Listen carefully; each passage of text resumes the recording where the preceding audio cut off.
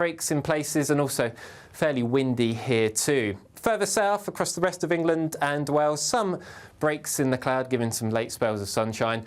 Also just the risk of some spots of rain, especially for parts of Wales and southwest England. And in fact, that cloud and rain across Wales, southwest England will gradually spread its way eastwards across the rest of England as the night goes on. Still some cloud and rain for Scotland, Northern Ireland and Northern England. But either side of these areas of cloud and rain, in the clear skies, it will turn chilly in the countryside. But I think for most towns and cities, holding up into double figures.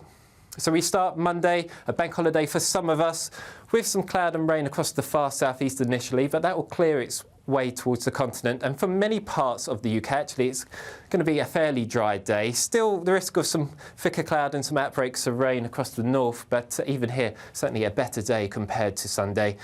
And with slightly lighter winds, a warmer feeling day for most of us, with highs reaching around 22 degrees down towards the far southeast. Looks like things are heating up. Boxed boilers, sponsors of weather on GB News.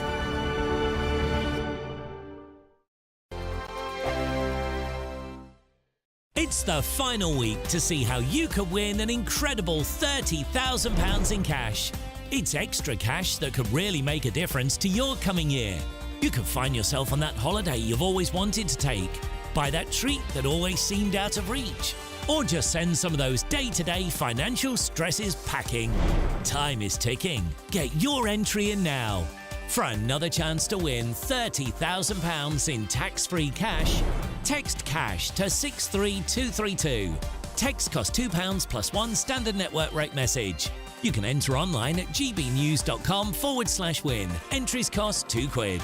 Or post your name and number to GB07, PO Box 8690, Derby DE1 9TT.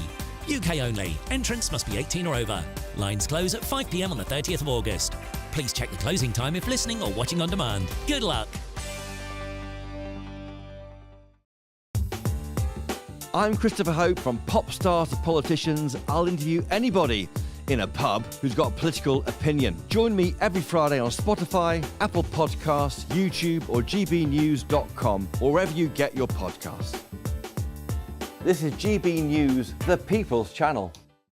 Hi there, I'm Michelle Dewberry and I'm going to take a second to tell you all about my show, Dubes & Co. We start off with the issues of the day. We then bring in both sides of the argument. We get rid of the disrespect. And then you throw me into the mix. And trust me, I'll tell it exactly how it is. And then, of course, the magic ingredient, you at home. We mix it all together and what have we got, in my opinion, the best debate show in town. Monday to Friday, 6 till 7 on GB News, Britain's news channel. I'm Patrick Christie's. Every weeknight from 9, I bring you 2 hours of unmissable, explosive debate and headline-grabbing interviews. What impact has that had? We got death threats and the bomb threats on. As time passes, she could have said storm. You made my argument for me. My guest and I tackle the issues that really matter with a sharp take on every story. It went everywhere. Something practical could be done. Or I can become something different. Patrick Christie's tonight from 9 p.m. only on GB News, Britain's news channel. Join me, Neil Oliver, every Sunday night at 6 p.m. on GB News. And if an hour is not nearly enough for you, go to gbnews.com for special extended episodes online every Friday at 9 p.m, where we can truly get into the nitty-gritty of what's going on. GB News, Britain's news channel. If you want your news to be straight talking... This is the nightmare for the Conservatives again. Down to earth. It's not just Nottingham where this is happening, is it? And most importantly, honest. Hard-working, middle-class taxpayers, they'll get their book thrown at them. Then catch me, Martin Daubney, Monday to Friday, 3 till 6 p.m. on GB News, Britain's news channel.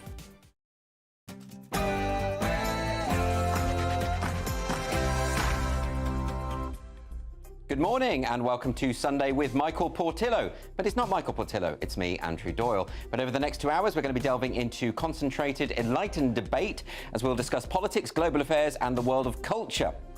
The Home Secretary, Yvette Cooper, has vowed to crack down on people pushing harmful and hateful beliefs, including extreme misogyny, as she announced a new approach to fighting extremism. But is she neglecting other areas to focus attention on gender issues? I'm going to be joined by a robust political panel to discuss this. It's been a busy 51 days for the Prime Minister Sir Keir Starmer, from riots to strikes, with renewed pressure this week over his government's decision to scrap the winter fuel payments. Dr. Roger Giewol will be here to share his thoughts. And Francis Ford Coppola's upcoming movie Megalopolis has sparked controversy, with a trailer showcasing harsh reviews of his iconic films. Lionsgate has withdrawn the trailer after criticism for including false quotations, admitting, "We screwed up." Journalist Alexander Larman will tell us more about that story. And arts editor of The Express, Stefan Kyriazis, has the latest from the West End and is going to update us on his theatrical adventures. But before all that, it's time for your headlines with Tatiana Sanchez.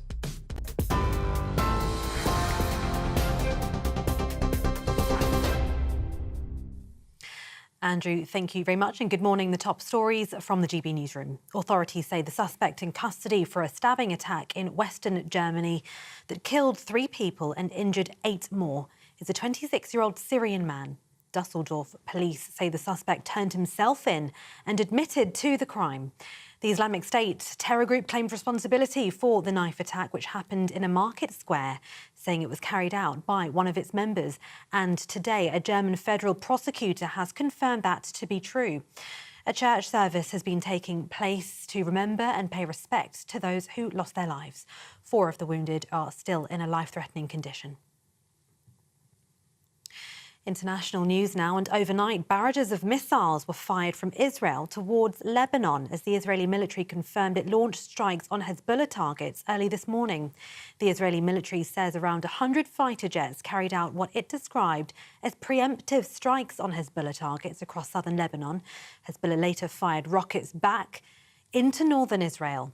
Israeli Prime Minister Benjamin Netanyahu says Israel would take all measures necessary to defend itself after Hezbollah launched the airstrike on Israel in retaliation, they say, for the killing of a senior commander. Today's attack came as Egypt hosts a new round of talks aimed at ending Israel's war against Hamas, now in its 11th month. Back home, and Sir Keir Starmer is set to warn that things will get worse in the UK before they get better. In a speech on Tuesday, the Prime Minister is likely to say there are no quick fixes to remedy what he'll call the rubble and ruin left by the Conservative Party. He'll also continue to argue that the last government concealed the true state of the public finances. But the Conservatives have accused Labour of fabricating a financial black hole to clear the way for tax rises and have called for Starmer to reverse his Chancellor's cuts to winter fuel payments, arguing these would leave pensioners in the cold. Chancellor Rachel Reeves began that theme in her statement before the summer recess, accusing the Tories of leaving a £22 billion black hole in this year's budget. In other news, immigration enforcement officers have detained 75 suspected illegal workers as part of a week-long crackdown. Officers visited more than 225 businesses in the past week, particularly car washes, with over 120 receiving civil penalties for employing illegal workers. That is according to the Home Office. Home Secretary Yvette Cooper says the government will ensure those who break the rules face the full force of the law. Businesses found to be employing people illegally face fines of up to £45,000 per worker for the first offence and up to £60,000 per worker for repeat offenders. Now, the King has appointed a composer of the London 2012 Paralympic Games as Master of the King's Music. Erilyn Wallen CBE was also commissioned to compose pieces marking the Golden and Diamond Jubilees for the late Queen Elizabeth II. The Belize-born 66-year-old was the first woman to receive an Ivor Novello Award for classical music and the first black woman to have a work featured in the Proms. The Master of the King's Music is an appointment made by the Sovereign and granted to a musician of distinction who's added to the musical life of the United Kingdom and the Commonwealth. Now, the billionaire founder of encrypted messaging app Telegram has been arrested in France, according to local reports. Pavel Durov was detained after his private jet had landed at an airport in North Paris. According to officials, the 39-year-old was arrested under a warrant for offences related to the popular messaging app. Russia's embassy in France is taking immediate steps, they say, to clarify the situation. That is according to Russia's TASS state news agency. Telegram is particularly popular in Russia, Ukraine and former Soviet Union states. Now, officials have confirmed there will be a very significant policing presence at Notting Hill Carnival today. Around 1 million people are expected to take part in the annual celebration of Caribbean culture, marking one of Europe's largest street parties. 7,000 officers are due to be on duty weeks after rioting and violent disorder erupted on the streets right across the country. The Notting Hill Carnival began in the 1960s as a way to unite London's diverse immigrant communities. And 2 NASA astronauts who've been stuck in space for over 2 months will finally return to Earth in February next year. Sunita Williams and Barry Wilmore were originally sent on an 8-day mission, but have been unable to return due to a problem with the Boeing Starliner spacecraft. NASA has announced last night that it will use one of Elon Musk's SpaceX capsules to bring them back to Earth. And those are the latest GB News headlines for now. I'm Tatiana Sanchez. More from me in an hour. For the very latest GB News direct to your smartphone, sign up to News Alerts by scanning the QR code or go to gbnews.com/alerts.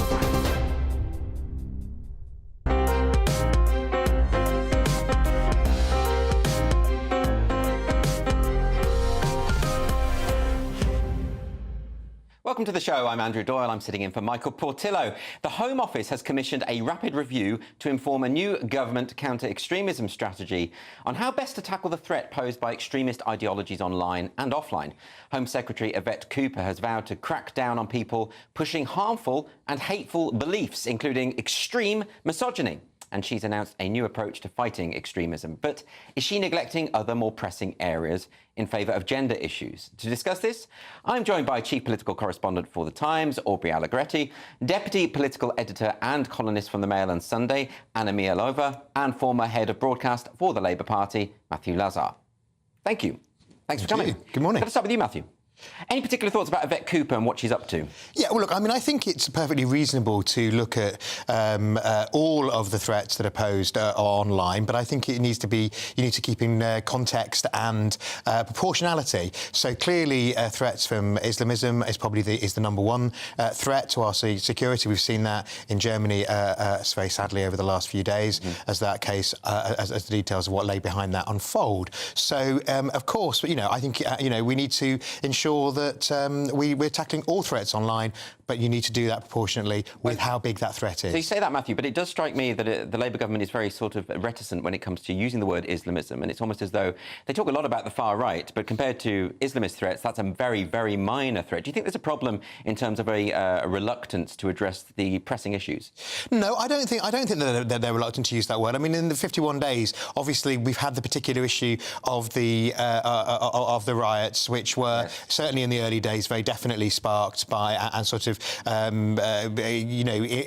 organised by, I'm trying to find the right words, by far right influences. You could see that online. You could also see that people who turned up piggybacking on. Piggybacking on the initial outrage, particularly that started in Southport, and then you saw people descend on there and then try and stoke what happened. But so I think the government must be careful that it calls a threat, and wherever that threat comes from. But you don't think there's a reticence? I mean, when we had the Speaker, Sir Lindsay Hoyle, talking about direct threats to parliamentarians, he didn't say who it was, did he?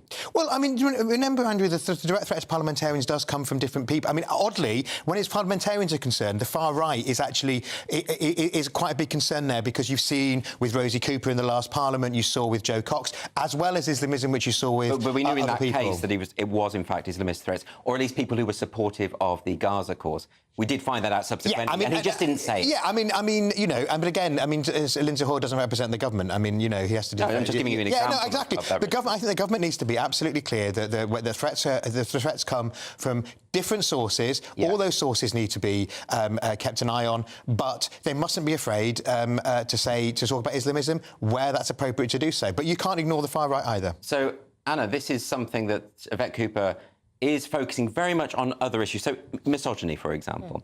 So do you think there is a particular problem with extreme misogyny and that needs to be addressed? Well, extreme misogyny is obviously a new term that the government has been putting out. What do you think they mean? Well, again, this is it's rebranding misogyny. I think they're trying to signal, and I do give him the benefit of the doubt on this. I think Yvette Cooper is very concerned about the rise of hate against women and the rise of violence against women, and, of course, the extra new threat of how the online world is being used to harness that. I personally don't like just rebranding terms and calling something...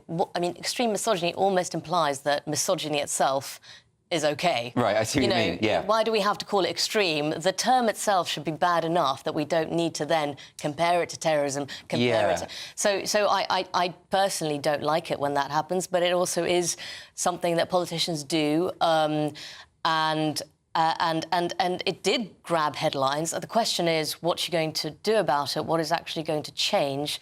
And as people have pointed out, there is a concern over freedom of speech here.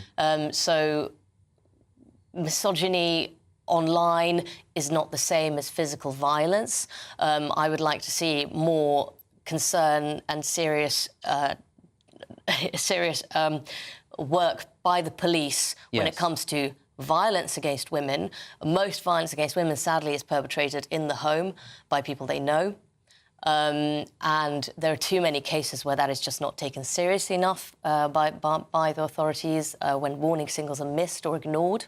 So would you be nervous about the criminalisation, say, of a sexist viewpoint online, that kind of... or wolf whistling or that kind of thing? Would you draw a distinction there? Yeah, but are they actually doing that? I'm not sure they're criminalising wolf whistling, for example. I don't think anyone's talking about that. I think... I question how much policing what people say online actually impacts how they act. Has anyone done any... I mean, I certainly haven't seen stuff... Well, we've seen the Scotland example, haven't we, where they, the hate crime law in Scotland has been a bit of a disaster. It's been a total disaster, absolutely. Well, I'm going to ask Aubrey about this now. So can we build on this idea of extreme misogyny? Do you think that this is an area that needs tackling urgently, and how on earth do you think the Labour Party can do it? So I think there's a few things to unpack. First of all, the last time we had an extremism strategy was in 2015. So, there's probably a need to look again at how threats and challenges have evolved in the last 9 years. So is it a good idea to have a review? Probably. Is the Labour government at risk of kind of launching so many reviews that they're accused of not taking decisions quickly enough or inaction? Possibly. But, of course, they are a new government. They are entitled to do these things. We would want them to assess the landscape before just making their decisions. OK, but when it comes to misogyny, I mean, Anna made a really interesting point about there should be a distinction, really, between what...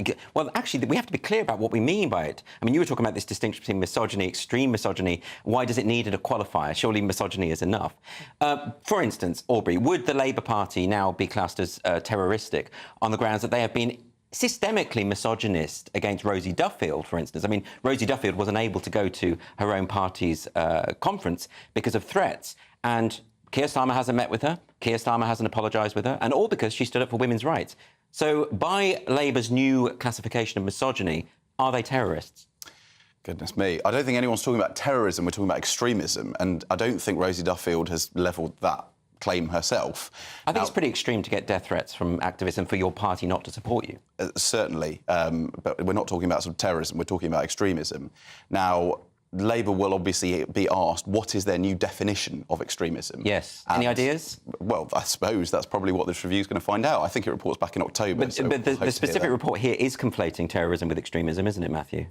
I mean, obviously extremism tips into terrorism it's the production line that moves towards terrorism, and the whole prevent strategy is about doing just that. It's about preventing that conveyor belt from people being radicalised views, developing that into violence, and so that's what the prevent strategy is there for. I think the government is right to review the prevent strategy because the prevent strategy itself is not really working, which the William Shawcross did a review of it a few years ago, or last year, I think, that said that it wasn't working, and the government should look at the lessons from that as well.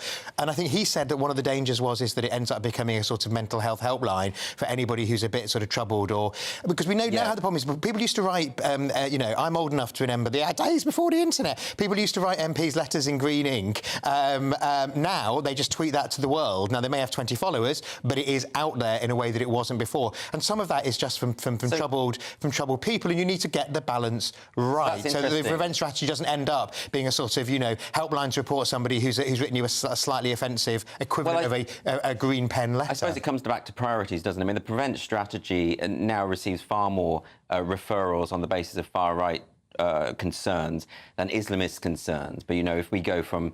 Since 2005, there have been 95 murders by Islamists in the UK. There have been 3 from far-right extremists in the UK. So there's a hugely disproportionate problem with Islamism, and yet that is a minority of the referrals in the prevent strategy. Do we have to just get back to this idea of priorities? Let's look at the most important things. Why is it that every time there's an Islamist terror attack, he was known to the authorities? How many times have we heard that phrase?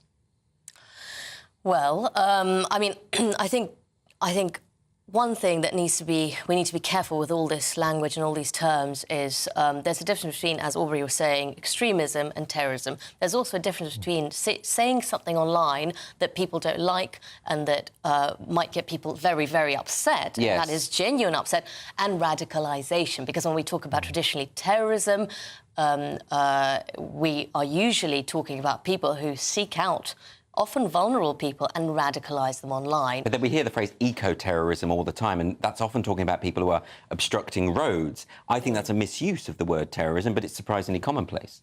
Yeah, I agree with you that sometimes if you water down language, then what you're actually trying to describe it doesn't seem to have...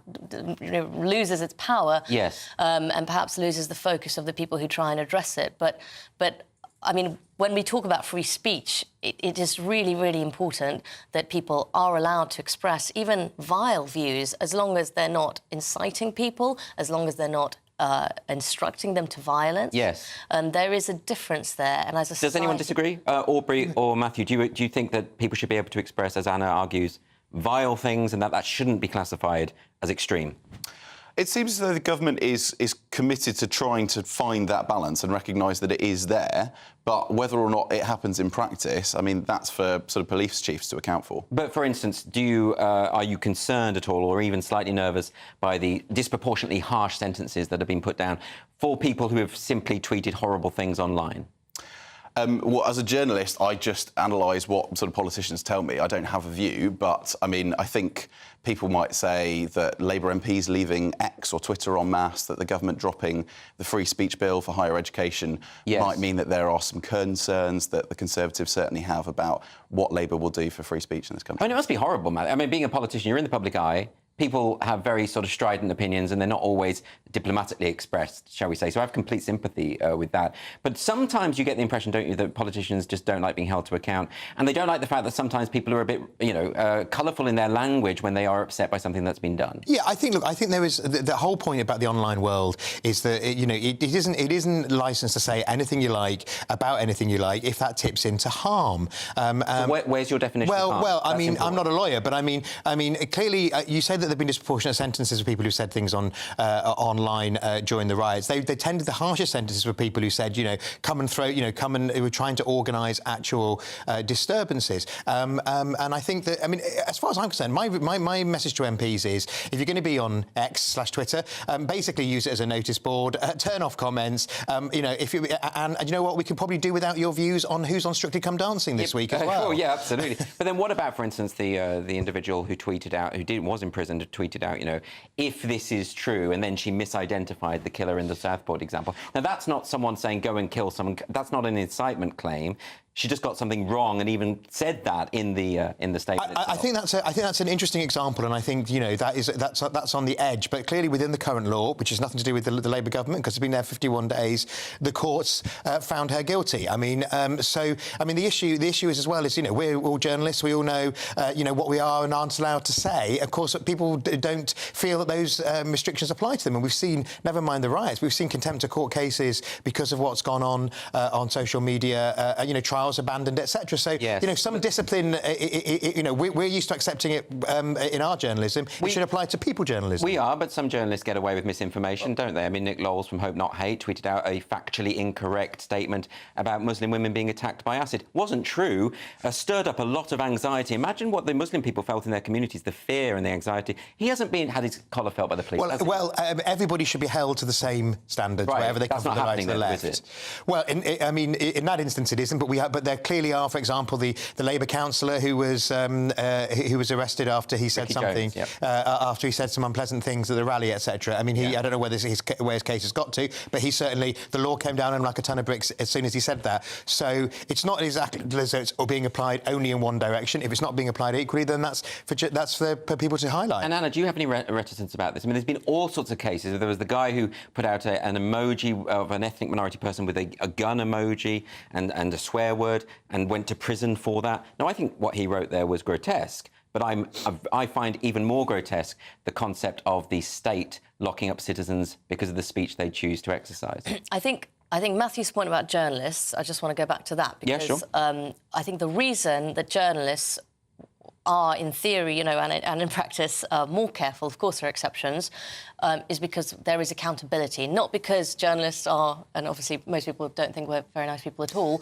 And they're right. But not because we're somehow moralistic or anything, it's because our employers are held to account. The newspapers that publish us are employers, or the broadcasters are employers, are held to account if those journalists write something factual or incorrect or breaking, the rules. And whereas social media companies, if someone tweets something, there is no accountability for those social media companies, really. There's no accountability for their directors, as there would be in a company, or the bosses that run them. And I think that is where the regulation is just... Well, I suppose how could there be? If you've got something which is the de facto public square, like Of course there could be. You can make them personally liable for fines. And people have called for this. You can make them liable for any misinformation on their platform. Not for any misinformation, but for repeated breaches, for egregious breaches. And then they would be forced to take action. We're not just talking about extreme views here. We're talking about when algorithms pushed kids to encourage them to commit suicide. Yes. We have those horrific cases, and we have seen far too many of them.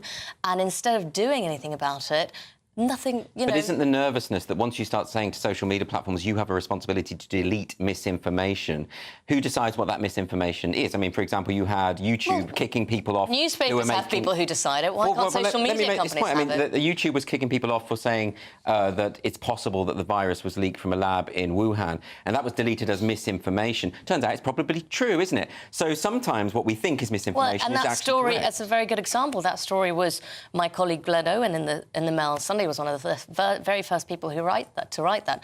But he didn't write it as a tweet just like that. He stood it up with sourcing and contacts. So did the epidemiologists whose videos were taken off YouTube. Well, then that's why the newspapers that wrote it Aubrey, very quickly on that. It is problematic, isn't it, when you start saying that social media companies have a responsibility to get rid of misinformation when they are not experts in various fields. How do they distinguish between what is misinformation and what is true? It's a hard balance to strike. I mean, we saw this with the government, the previous Conservative government, the wrangling over legal but harmful content. Yes. And how you try to draw that line. I think that legislation got watered down significantly, possibly even abandoned. I lost track of the phrase legal but harmful came out of the legislation, but it's still being retained, and I see the spectre of that is recurring with Labour. They like that phrase. Legal but harmful to me is a chilling phrase. It's an interesting one, and obviously, as the previous government found out to their peril, it's very contentious. I think ministers want to do the right thing, but the law is a very complex thing. If you're trying to sort of police and find that very, very delicate balance, how do you do it to stop, as Anna mentioned, kids being driven to commit suicide because of content that they see online that might not be illegal, but is clearly harmful? OK, well, this is a fascinating topic. We could talk about it all morning, but we just don't have time. But thank you to Aubrey, Anna and Matthew. They're going to be rejoining me in an hour. But coming up next, is the new government on track with the economy, or have they made a mistake with their recent winter fuel payments announcement? So, former advisor to the Bank of England, Dr. Roger Giewolb, will be here with his analysis. Don't go anywhere.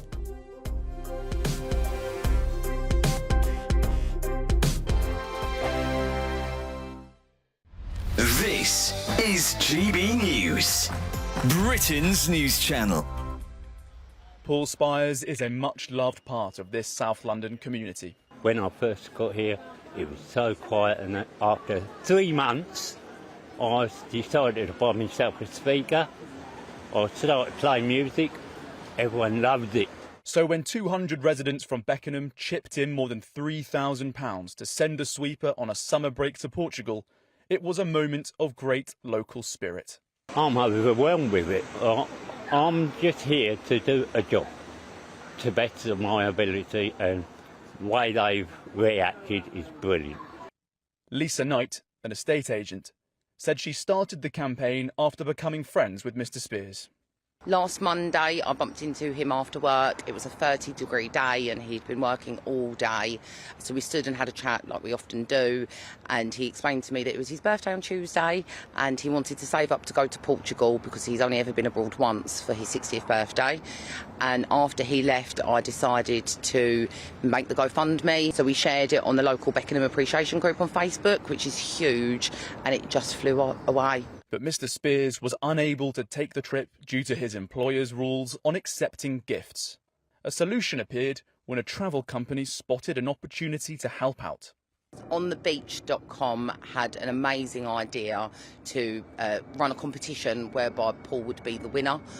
He had to be aged between the age of 62 and 64, be loved in Beckenham, have the surname Spears and love Elvis, and so he still gets to go on holiday. We have matched that £3,000 to donated to who I have wanted nominated, and obviously cancer research, which they've already done. GB News, the People's Channel. If you want your news to be straight talking, this is a nightmare for the Conservatives again. Down to earth. It's not just Nottingham where this is happening, is it? And most importantly, honest. Hard-working, middle-class taxpayers, they'll get the book thrown at them. Then catch me, Martin Daubney, Monday to Friday, 3 till 6 p.m. on GB News, Britain's news channel. I'm Stephen Dixon, and thanks for joining us on GB News, Britain's news channel. Welcome to State of the Nation, daily plunge into the stories shaping our country. I'm Jacob Rees-Mogg, and Monday to Thursday we bring you the insights, the facts, the truth about how our country is being governed. Because what happens in Downing Street matters down your street. Tune in to State of the Nation every Monday to Thursday, 8 to 9 o'clock. Only on GB News, the People's Channel, Britain's news channel.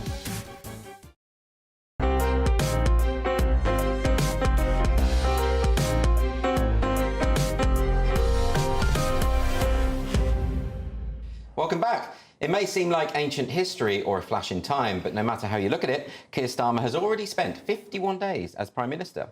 And what a busy 51 days it's been, with renewed pressure this week over his government's decision to scrap the winter fuel payments. Joining me now to discuss this is former advisor to the Bank of England, Dr. Roger Gewolf. Thanks so much for joining me, Roger. Hope you're well. Very well, thank you. Good, good, good. Tell me about this then. So there was a pledge, was there not, or am I imagining this, did I dream this, that Keir Starmer said that he was going to reduce energy costs by £300. That hasn't happened, has it? In fact, they're going up, and now he's talking about cancelling allowances. The biggest problem, and you can't blame Labour, because it's been successive governments, is that 2/3 of our home energy bills and a similar proportion of business energy bills is electricity.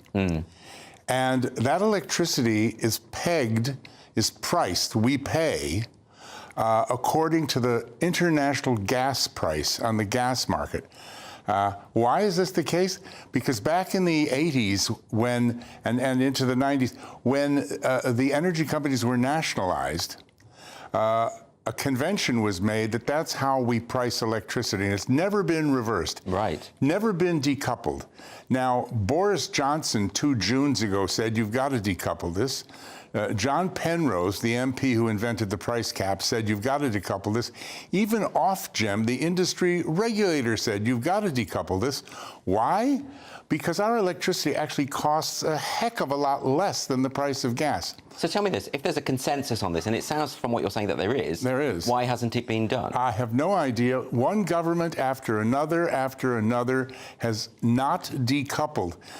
When the gas price, when the energy costs per home were £3,000, it was estimated that decoupling would cut that in half in an afternoon. So if any government wants to do something about the cost of living crisis, they should decouple it. Now, why is that not on the table, though? Wait, I haven't heard Labour talk about that, or even suggest nobody, Rishi Sunak, nobody talks about it. I mean, all sorts of people, Penrose, all sorts of think tanks have brought this up over and over again, but nothing has happened.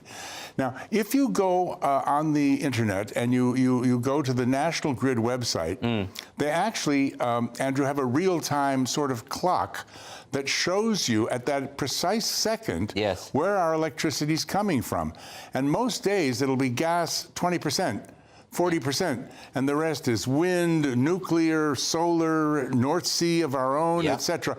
And yet we're paying this ridiculous price. It's estimated by several think tanks that we've paid over £7 billion in unnecessary electricity costs over the last couple of years. Are there other things that they could be doing? Could they be putting price caps on these companies or anything else like that? Well, they could. They could do all sorts of things. But the major thing they could do, cutting a huge chunk out of our energy bills and the cost of living, is to decouple, especially now that they've done away with the winter fuel payment. Well, I do hope that people are listening within the cabinet at the moment to what you're saying, because it clearly hasn't occurred to them. It's nothing new to them. I mean, it's not me. This isn't me. I'm just telling you what I've read in the newspapers, and I've spoken to Mr. Penrose and other people.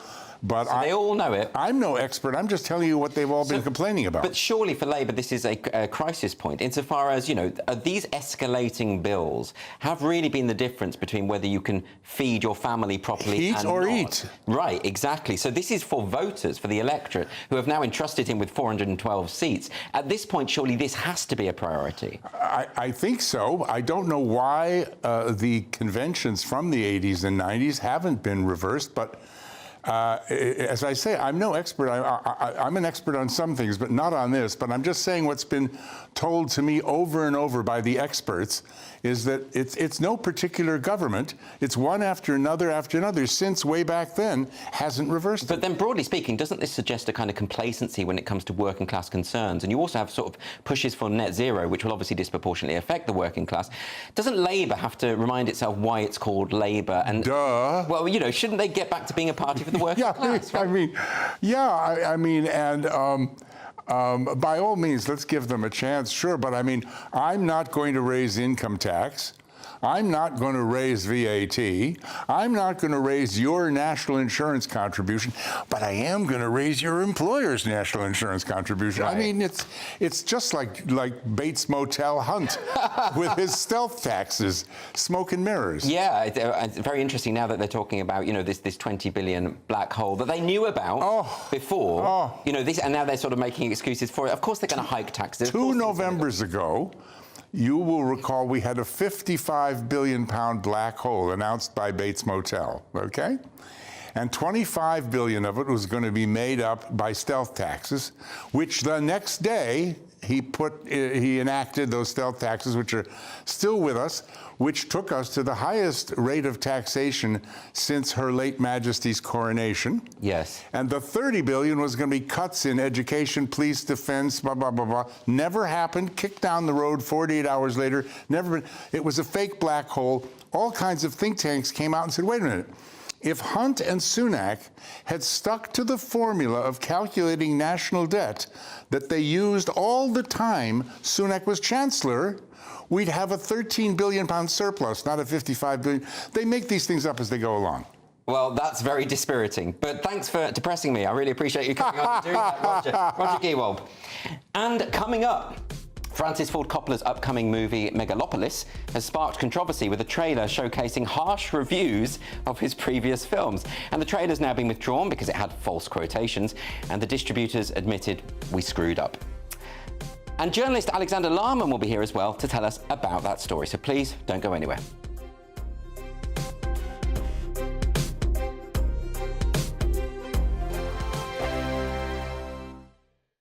Good morning. Welcome to your latest GB News weather forecast from the Met Office. Well, we start today off on a fairly bright note for many of us, but rain's already moving in across parts of Northern Ireland and Scotland. And as we go through the course of the day, that does spread its way eastwards. But ahead of it, plenty of sunshine, but that sunshine will become increasingly limited down towards the far southeast as we move into the afternoon. The main area of rain will be across Scotland, Northern Ireland and Northern England. Some spots of rain further south, but generally the further south and east you are, it's a fairly dry picture today. With an increase in wind, it will feel fairly cool, especially away from the far southeast and under the cloud and rain, dare I say it, probably a little bit autumnal. So moving into the end of the afternoon, maybe some glimmers of sunshine just moving in across the far west of Scotland, but for most of Scotland, Northern Ireland and Northern England, it's a fairly wet end to the day. Some heavy outbreaks in places and also fairly windy here too. Further south, across the rest of England and Wales, some breaks in the cloud, giving some late spells of sunshine. Also just the risk of some spots of rain, especially for parts of Wales and southwest England. And in fact, that cloud and rain across Wales, southwest England will gradually spread its way eastwards across the rest of England as the night goes on. Still some cloud and rain for Scotland, Northern Ireland and Northern England. But either side of these areas of cloud and rain, in the clear skies, it will turn chilly in the countryside, but I think for most towns and cities holding up into double figures. So we start Monday, a bank holiday for some of us, with some cloud and rain across the far southeast initially, but that will clear its way towards the continent. And for many parts of the UK, actually, it's going to be a fairly dry day. Still the risk of some thicker cloud and some outbreaks of rain across the north, but even here, certainly a better day compared to Sunday. And with slightly lighter winds, a warmer feeling day for most of us, with highs reaching around 22 degrees down towards the far southeast. If you want your news to be straight talking, This is a nightmare for the Conservatives again. down to earth, It's not just Nottingham where this is happening, is it? and most importantly, honest, Hard-working, middle-class taxpayers, they'll get their book thrown at them. then catch me, Martin Daubney, Monday to Friday, 3 till 6 p.m. on GB News, Britain's news channel. Hi there, I'm Michelle Dewberry and I'm going to take a second to tell you all about my show, Jubes & Co. We start off with the issues of the day. We then bring in both sides of the arguments. We get rid of the disrespect. And then you throw me into the mix. And trust me, I'll tell it exactly how it is. And then, of course, the magic ingredient, you at home. We mix it all together and what have we got, in my opinion, the best debate show in town. Monday to Friday, 6 till 7 on GB News, Britain's news channel. I'm Emily Carver. This is GB News, Britain's news channel.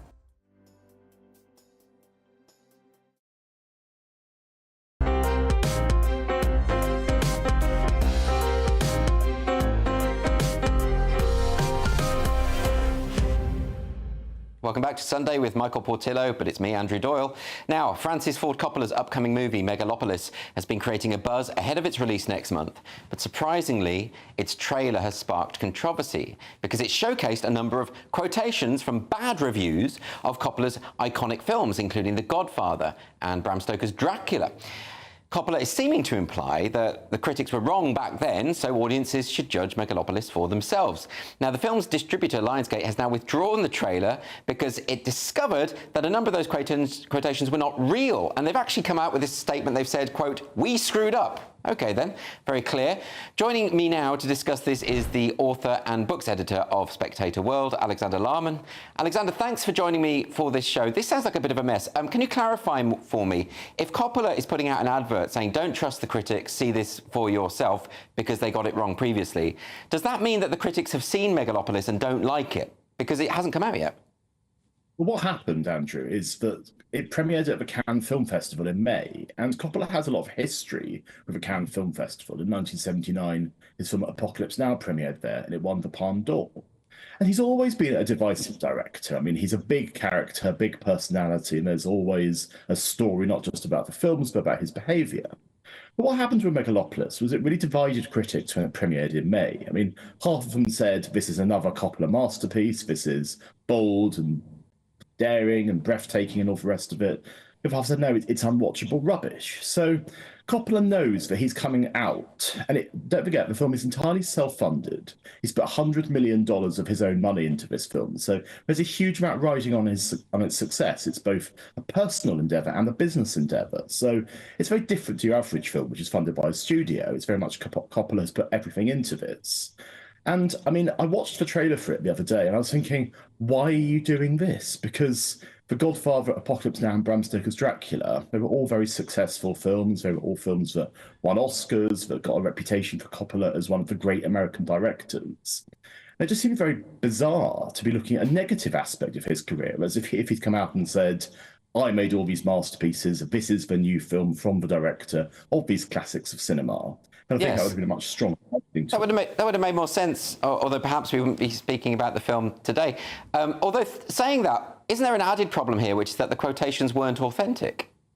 Yes, I mean, this is a problem. I mean, it's one thing to have bad reviews of your films being brought up, but it's another thing for these films not to have been reviewed in this way. And had there been one review that was misascribed, then that would have been an accident and these things happen. But it was all of them apart from one, I believe, which shows that I understand that it was created via AI, which shows that AI is really the best tool to be launching a marketing campaign. Now, when I saw the trailer and I saw all the fuss about it, I thought, this is Coppola being provocative. This is a marketing campaign in itself. This is getting headline inches. People are talking about Megalopolis. But I think that if we look at Kevin Costner, who did the same thing with a Western of his, Horizon, which premiered at Cannes as well, that film was so talked about and it flopped at the box office. And I have to say, I mean, I think Megalopolis is going to be a massive flop as well, because people are intrigued by it and people want to see Coppola do well. But there is a real feeling that this is his Heaven's Gate, this is his Ishtar, this is his Cats, if you like. This is the film that's going to flop, and it's going to be probably the last big film he ever does, which is a great shame because he really is one of the titans of cinema. Do you think there's something to be said for a sort of gimmicky advertising campaign when it comes to Hollywood? I mean, they're under a lot of pressure. These are huge budget films. They've got to recoup it somehow. So maybe a bit of trickery, a bit of pranksterism, maybe that is a good idea. Has that ever worked in the past? Well, I mean, if you go back to Psycho and Alfred Hitchcock, I mean, the trailer for that film in 1960 was just Hitchcock walking around the set of a Bates Motel as a tour guide and saying, ooh, something bad happened here. Ooh, there's a bit of blood. Ooh, I don't want you to see that. So it's really the case that it's always possible to see a really interesting, really unusual trailer. But if we go forward 30 odd years to the Blair Witch Project, when the first trailer for that film came out, nobody knew that it was a work of fiction. So it was an absolutely terrifying idea that you were watching a documentary based on this found footage of these teenagers who had died while trying to make a documentary. So a really good, really startling trailer can stick in the memory forever and make the film a massive box office hit. But these days, most trailers are very bland, very boring. And actually, what I find more and more, I mean, the most recent example is Gladiator 2. You watch the trailer, it gives away the plot of about half the film. And you think, well, I wish I hadn't seen that because I now know exactly what's going to happen for the first 40 to 50 minutes. And I want to go into the cinema and be surprised, not just, oh yeah, I've seen that in the trailer already. Yeah, I mean, we should be thinking in terms of advertising as part of the whole package, in terms of the artistry of the thing. I mean, I remember having a copy of Don't Look Now on VHS, and would you believe it, the killer in full image was on the front cover of that video, and of course that is the major twist in the last minute of the film. So they should be thinking in terms of advertisement, but this one by Coppola with Megalopolis, it, to all intents and purposes, it looks like a mistake, does it? It just looks as though they've gone to AI, said, what are the worst quotations about The Godfather? And they've just trusted the AI search engine. And of course, they've just dragged up some nonsense from the web. Well, what I was wondering is if a person doing marketing actually really hates Coppola, because I was thinking, is one of the great directors of the 20th century. I mean, okay, he's not Scorsese, he's not Spielberg. His career has been much more erratic, much more hit and miss, but his masterpieces will be remembered as long as cinema lasts. And so there was a real hope from everyone, including me, that Megalopolis was going to be the last Coppola masterpiece, because he contemplated this film for 40 years. I mean, it's a proper labour of love. It's a proper folie de grandeur. It's something that he really wants to have out there.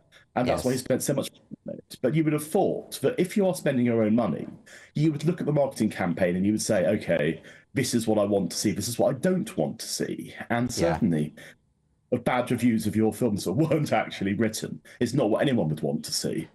OK, well, Alexander Lohmann, I do hope it is a good film, but fingers crossed. Thanks so much for joining me. Really appreciate that.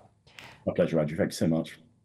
And still coming up ahead, it's nearly time to take to the stage with Stefan Kyriazis to hear about the latest from the West End. Don't go anywhere. Join me, Nana Akweer, for an informative, interactive news programme with a difference. It's fun. It's true. You're not wrong. No one will be cancelled. Lovely. Join me from 3 p.m. every weekend, only on GB News, Britain's news channel. This is GB News, Britain's news channel. With record temperatures expected this week, how do zoos keep their cooler creatures cold? Well, at Yorkshire Wildlife Park, the polar bears are enjoying a vegetable ice block. Polar bears, they do have quite a variety of different temperatures that they naturally do find. Once they're moving off these polar ice caps, they are in the likes of down in the areas of Canada, Hudson Bay. Naturally, they were finding polar bears in 35-degree temperatures year upon year. So they are very much used to warm temperatures and heat waves as such. What you'll tend to find is they'll go for a good swim and then go for a snooze in the shade thereafter. Not wanting to miss out, the sea lions are treated to a huge fish lolly. In the hot weather, it's really important to give them ice because these guys, they don't drink salt water. These pools are actually saltwater pools. They actually drink fresh water. They've got 2 freshwater pools in their house, but again, being able to provide that in their outside enclosure is also really important. So offering them ice with their fish is not only enriching, but it's actually beneficial to their welfare as well. Other animals like the lemurs will be basking in the sun, but also cooling down with frozen sweet potato. So we've got 3 different species of lemur here. They come in all different shapes, colours, sizes, but they are native to Madagascar. Madagascar can get quite hot, understandably, so throughout the cold months here in Yorkshire, we do give them a nice heated house all year round, but especially making sure it's nice and warm in the winter for them. And it does mean that in the hot spells as well that we're able to keep our eyes on them and try and give them things that make them a bit more comfortable with that incoming hot weather as well. The frozen food on offer here certainly has the seal of approval on what could be the hottest day of the year. GB News, the People's Channel. Join me, Neil Oliver, every Sunday night at 6 p.m. on GB News. And if an hour is not nearly enough for you, go to gbnews.com for special extended episodes online every Friday at 9 p.m, where we can truly get into the nitty-gritty of what's going on. GB News, Britain's news channel. I'm Christopher Hope. From pop stars to politicians, I'll interview anybody in a pub who's got a political opinion. Join me every Friday on Spotify, Apple Podcasts, YouTube or gbnews.com, or wherever you get your podcasts. This is GB News, the People's Channel.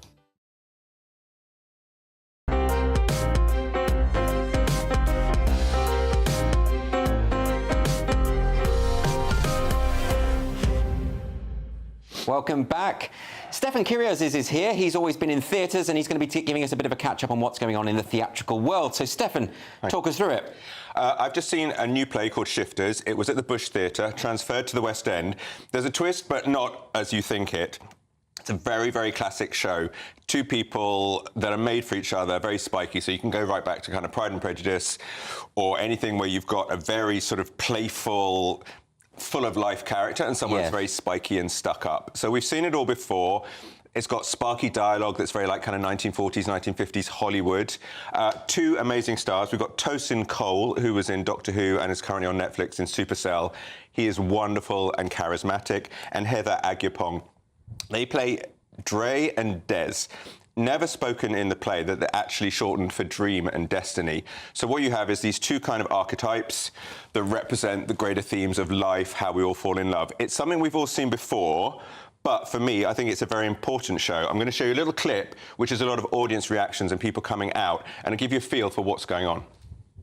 so natural, but it's also so epic and so theatrical. So emotional, so funny, and two of the best performances I've seen in a long time. There was just something so tender about the performances, and it will stay with me for a really long time. The chemistry that these two have, it was just breathtaking, man. The chemistry! Electrifying. There was a lot of audible reactions. Watching two people be so intimate, so near to you, is kind of what the best theatre is about, you know? You just feel like I get to be a part of this.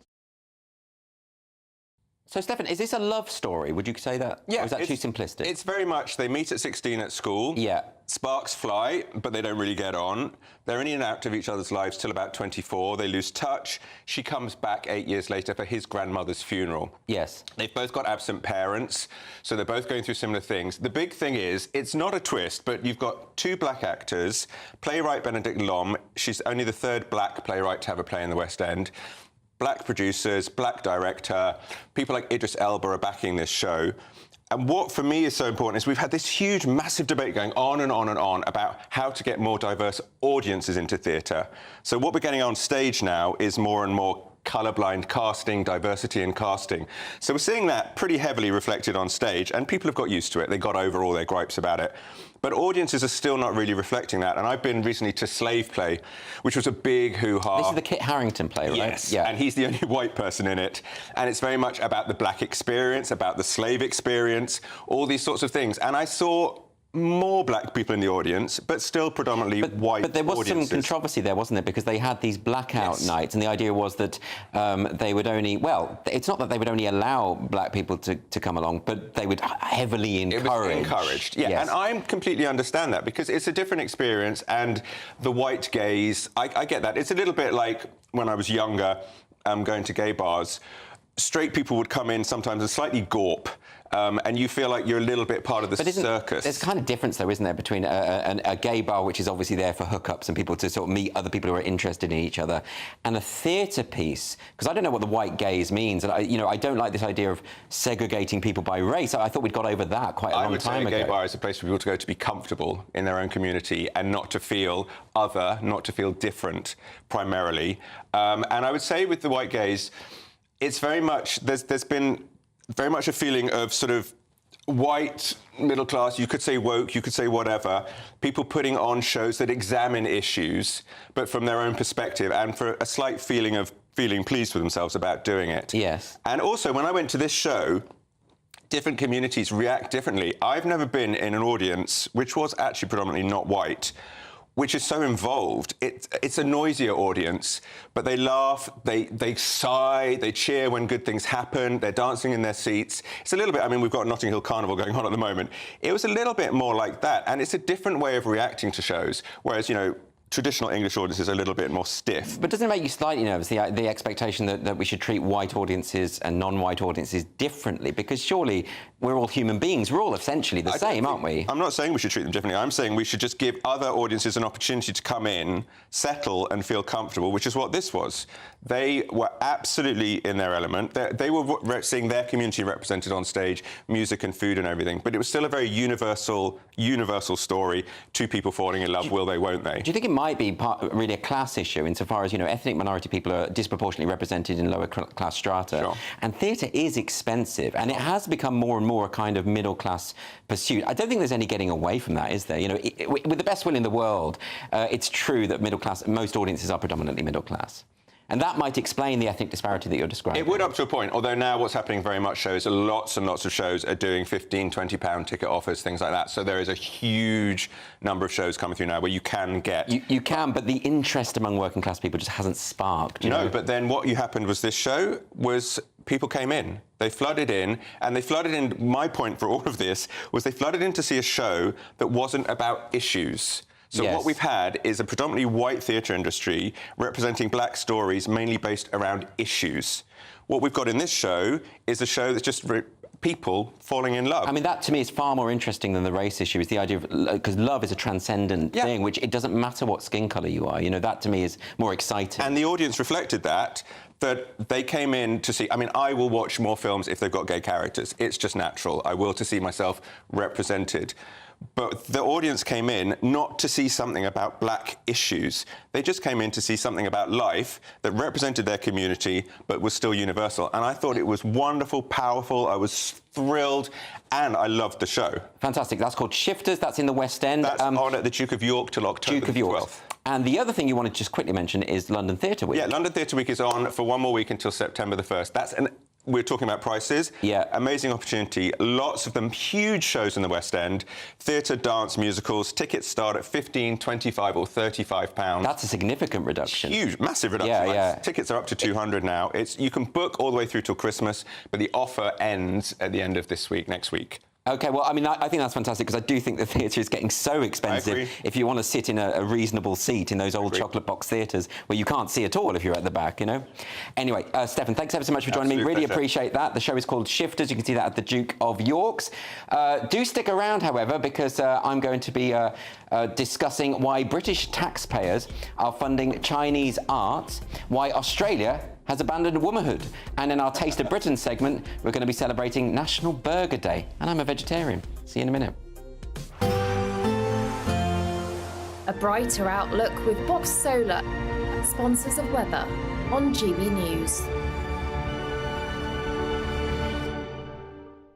Hello there, welcome to your latest GB News weather forecast. Through the day today, we see further rain pushing its way eastwards, heavy at times, particularly across the northwest, and quite a cool and breezy day.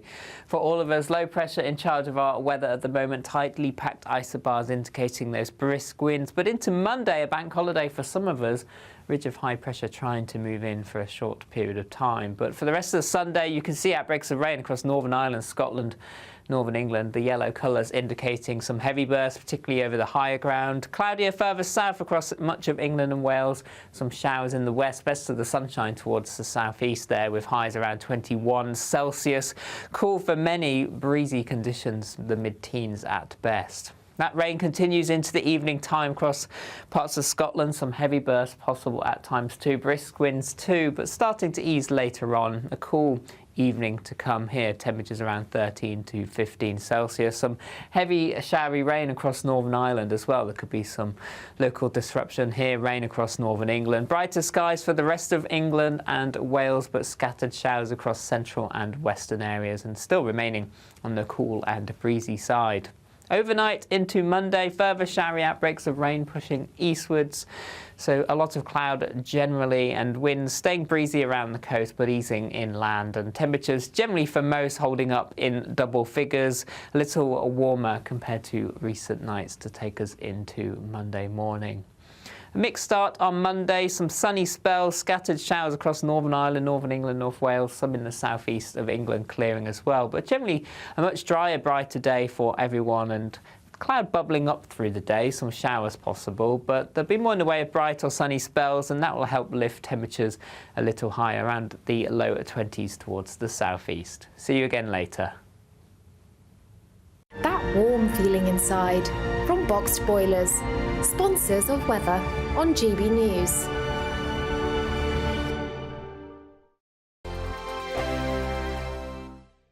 It's the final week to see how you could win an incredible £30,000 in cash, and you could be getting that winning call from us to tell you that you're our next Great British Giveaway winner. I can't believe this. Oh my God, this is amazing. That is absolutely fantastic. We're to the moon. I've never won anything like this in my life. Oh, you shocked me.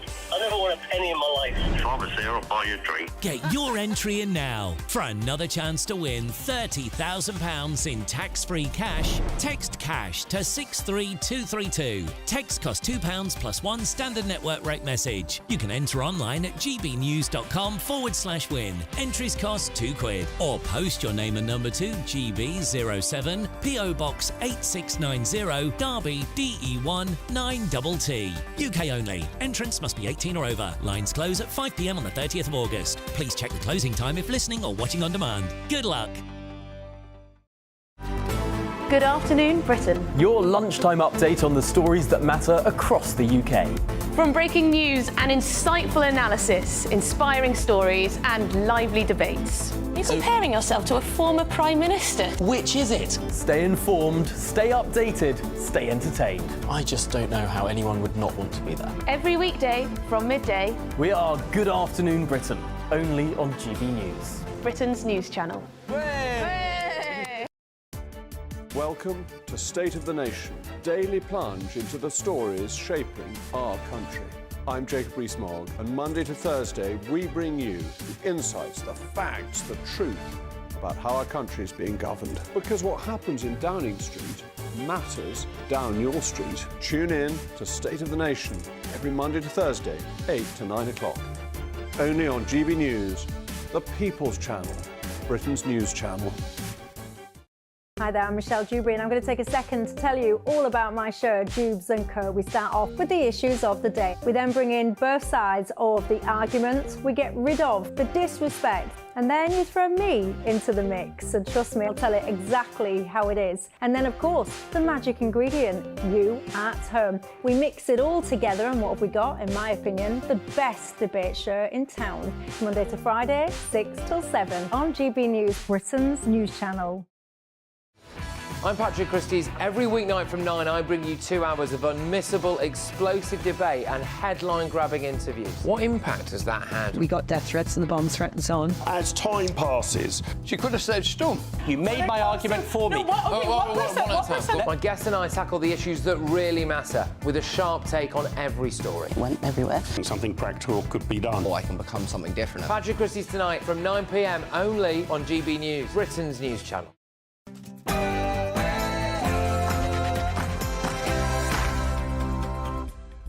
Welcome to the second hour of Sunday with Michael Portillo. And no, your eyes are not deceiving you. I'm not Michael Portillo. I'm Andrew Doyle. Do stick around. We're going to have informed discussions on politics and the arts.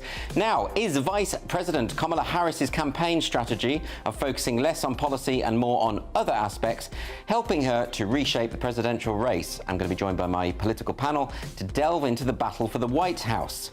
You may not be able to afford a ticket to Glyndebourne or the Royal Opera, but British hard-earned taxes have paid for citizens of prosperous Shanghai to see traditional Chinese opera performed by an all-female cast. Should foreign aid be allowed to continue? I'll be discussing this with the former Secretary of State for Trade, Lord Peter Lilly. Has Australia abandoned womanhood following a landmark case down under ruling in favour of a trans-identified male who was kicked off a social networking app meant only for women? Are trans rights overtaking women's rights? Jo Bartosh will be here to share her thoughts. And last but not least, we're going to be belatedly celebrating National Burger Day. I'll be joined by the owner of Wing Kings, Aaron Murrell. All of that ahead, but first, your headlines with Tatiana Sanchez.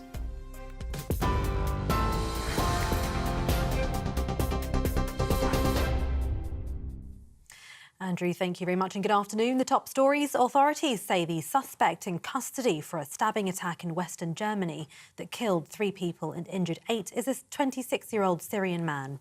German police say the suspect turned himself in and admitted to the crime. The Islamic State terror group claimed responsibility for that attack, which happened in a market square, saying it was carried out by one of its members. And today, a German federal prosecutor has confirmed that to be true. A church service has been taking place today to remember and pay respect to those who lost their lives. Overnight barrages of missiles were fired from Israel towards Lebanon as the Israeli military confirmed it launched strikes on Hezbollah targets early this morning. The Israeli military says around 100 fighter jets carried out what it described as preemptive strikes across southern Lebanon this morning. The militant group Hezbollah later fired rockets and missiles back into northern Israel. They say it's in response to the killing of one of its top commanders in an Israeli airstrike in Beirut last month. Israeli Prime Minister Benjamin Netanyahu says Israel would take all measures necessary to defend itself. Today's attack came as Egypt hosts new rounds of talks aimed at ending Israel's war against Hamas. Back here, the Prime Minister's set to warn that things will get worse in the UK before they get better. In a speech on Tuesday, Sir Keir Starmer is likely to say there are no quick fixes to remedy what he'll call the rubble and ruin left by the Conservatives. He'll also continue to argue that the last government concealed the true state of the public finances. But the Conservatives have accused Labour of fabricating a financial black hole to clear the way for taxes, tax rises, and have called for the Prime Minister to reverse his Chancellor's cuts to winter fuel payments, arguing these would leave pensioners in the cold. Immigration enforcement officers have detained 75 suspected illegal workers as part of a week-long crackdown. Officers visited more than 225 businesses in the past week, particularly car washes, with over 120 receiving civil penalties for employing illegal workers, according to the Home Office. Home Secretary Yvette Cooper says the government will ensure those who break the rules face the full force of the law. Businesses found to be employing people illegally face fines of up to £45,000 per worker for the first offence and up to £60,000 per worker for repeat offenders. His Majesty the King has appointed a composer of the London 2012 Paralympic Games as Master of the King's Music. Erilyn Wallen's CBE was also commissioned to compose pieces marking the Golden and Diamond Jubilees for the late Queen Elizabeth II. The Belize-born 66-year-old was the first woman to receive an Ivor Novello Award for classical music and the first black woman to have a work featured in the Proms.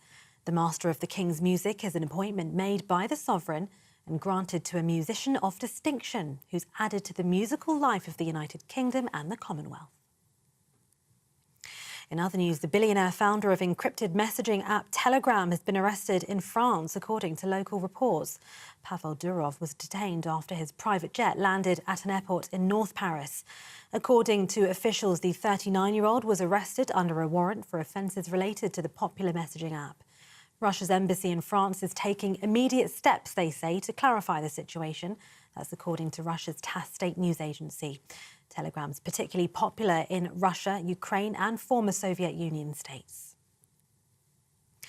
And officials have confirmed there will be a very significant policing presence at Hill Carnival today. Around 1 million people are expected to take part in the annual celebration of Caribbean culture, marking one of Europe's largest street parties. 7,000 officers are due to be on duty weeks after rioting and violent disorder erupted on the streets across the UK. The Notting Hill Carnival began in the 1960s as a way to unite London's diverse immigrant communities. And those are the latest GB News headlines. For now, I'm Tatiana Sanchez. More from me in half an hour.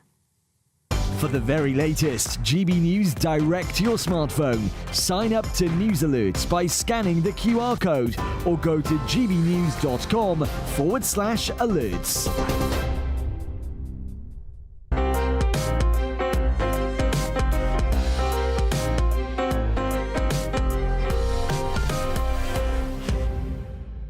Welcome back to Sunday with Michael Portillo, with me, the imposter, Andrew Doyle. Is Vice President Kamala Harris's campaign strategy of focusing less on policy and more on other aspects helping her reshape the presidential race? Has Trump's campaign been reignited by Robert Kennedy Jr. standing down and endorsing him? So I'm rejoined now by my political panel to delve into the battle for the White House, thanks to Aubrey Allegretti, Anna Mikhailova and Matthew Larzer. I'm going to come to you first, Anna. Now, Kamala Harris, up until about 15 minutes ago, was not considered particularly popular among Democrat supporters or indeed Democrat politicians or the party in general. And now they're sort of rejuvenating her, reinventing her as a kind of new Martin Luther King for our age. I mean, that's not convincing, is it? Reinventing her, absolutely. I mean, look, to give her credit, she has run a very good campaign so far. She hasn't put a foot wrong in terms of delivering her message. Is that because she hasn't done any interviews? Look, we know that politicians don't even need to do interviews to make mistakes these days. But you know, generally, she's been spot on in terms of her delivery, in terms of the appearances she's made, and the interventions she's made. As everyone keeps pointing out, her digital game is very strong, as I think you'd say. So she's down with the kids. She's very much down with the kids. Yeah. And brat summer, she's a brat. All of these things. She's going to have a brat autumn, though. Oh, well. Well done, Aubrey. All of these things are great. We've just seen the scenes from the convention, which, of course, watching from the UK, we don't get anything like this. I mean, we get politicians, they say that they're having a rally and it's just Liz Truss and a room of 50 people.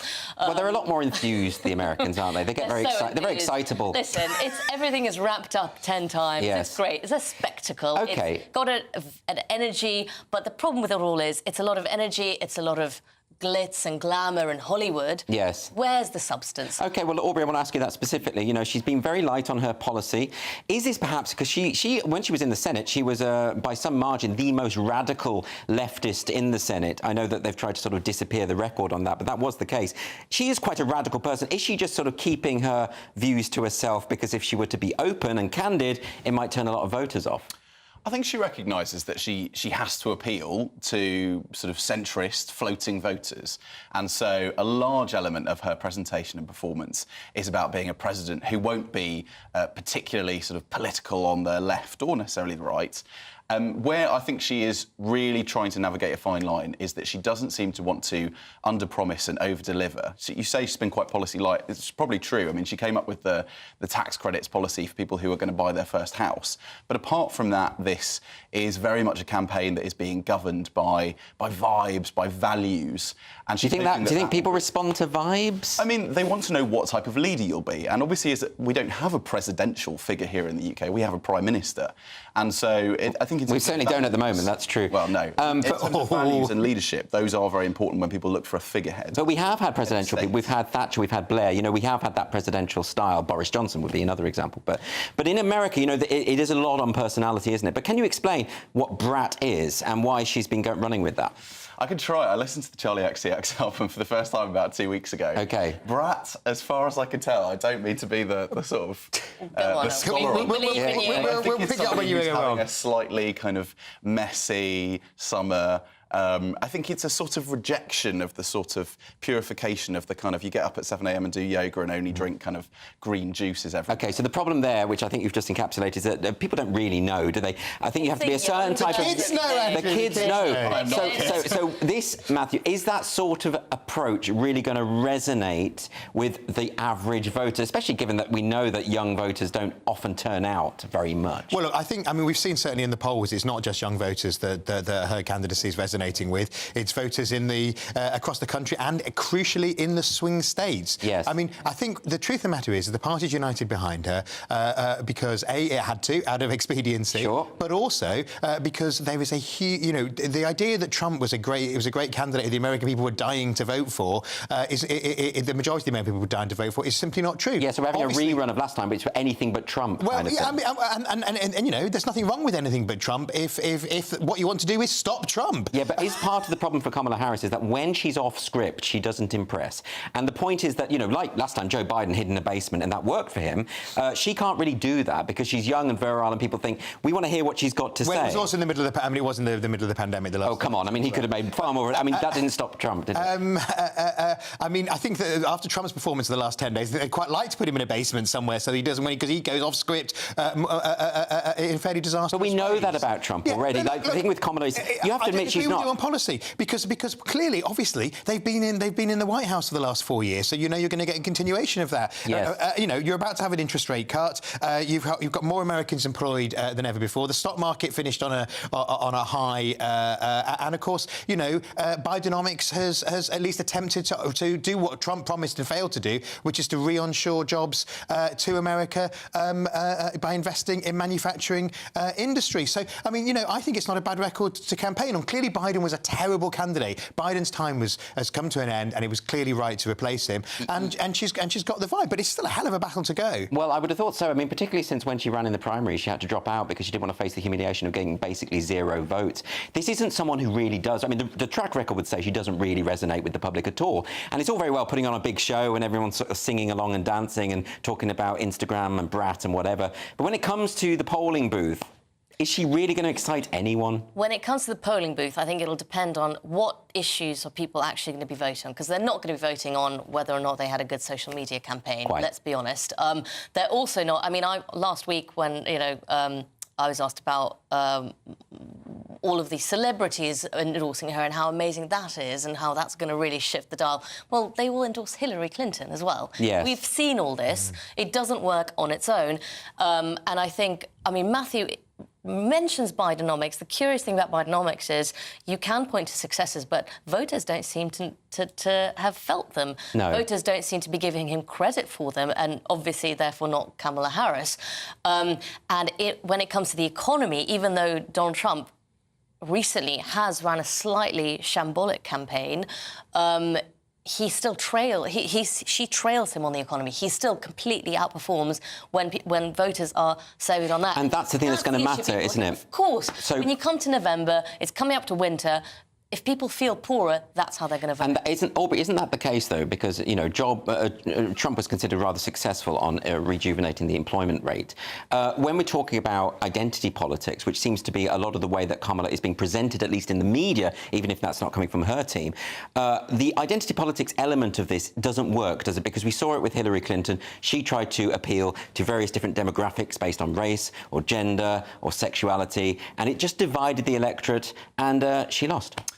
I'm not so sure that it's a sort of unique feature of her campaign that she was sort of targeting different audiences. It's quite a common theme of politics to have what's called like an audience segmentation, i.e. where you're trying to sell different messages to separate groups of people. They don't necessarily have to be gender, but they could be class or age. You are obviously appealing... Sure, but she was very prominent about it and talking about being, you know, a woman, and that's very important and that kind of thing. And obviously she came so unstuck when she was, you know, waiting for the sort of literal glass ceiling to shatter above her back in 2016, and you know, that became this sort of huge... Well, I suppose the point is that identity politics doesn't play well with the electorate, because they chose Biden precisely because he was the non-woke candidate. Didn't work out that way, of course, because he wasn't really making his own decisions, but that sort of stuff doesn't really work, does it?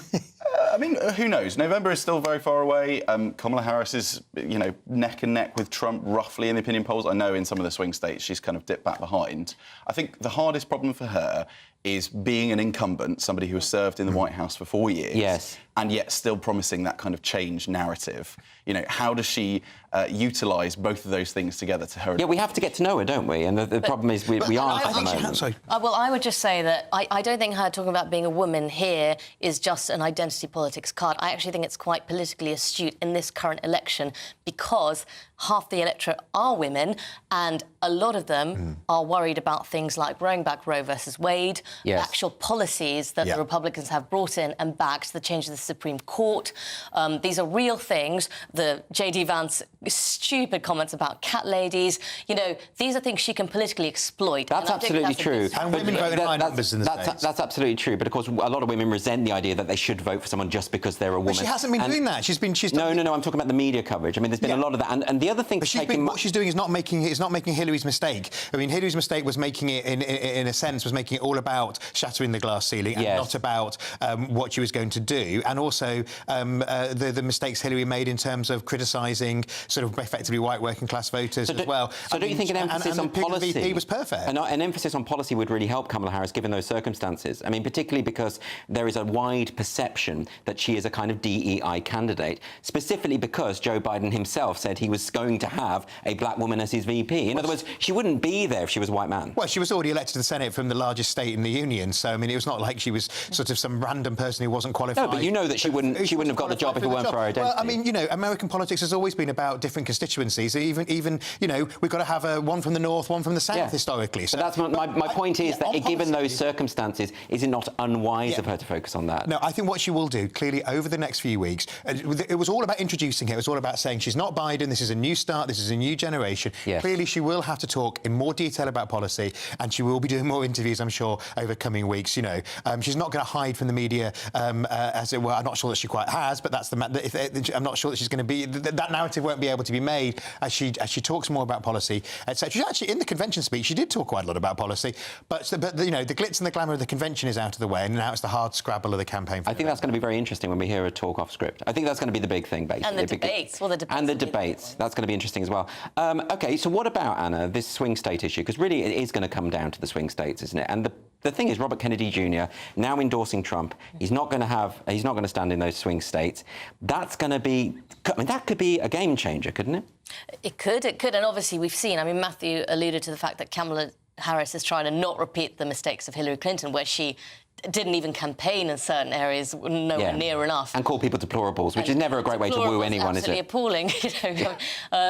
So I think, of course, both candidates are very, very aware, and we'll see that focus. I mean, do you think the Robert Kennedy thing shifts the dial? Aubrey, what do you think? I mean, he was polling up to around 15% of the vote at one point. That's what people were suggesting.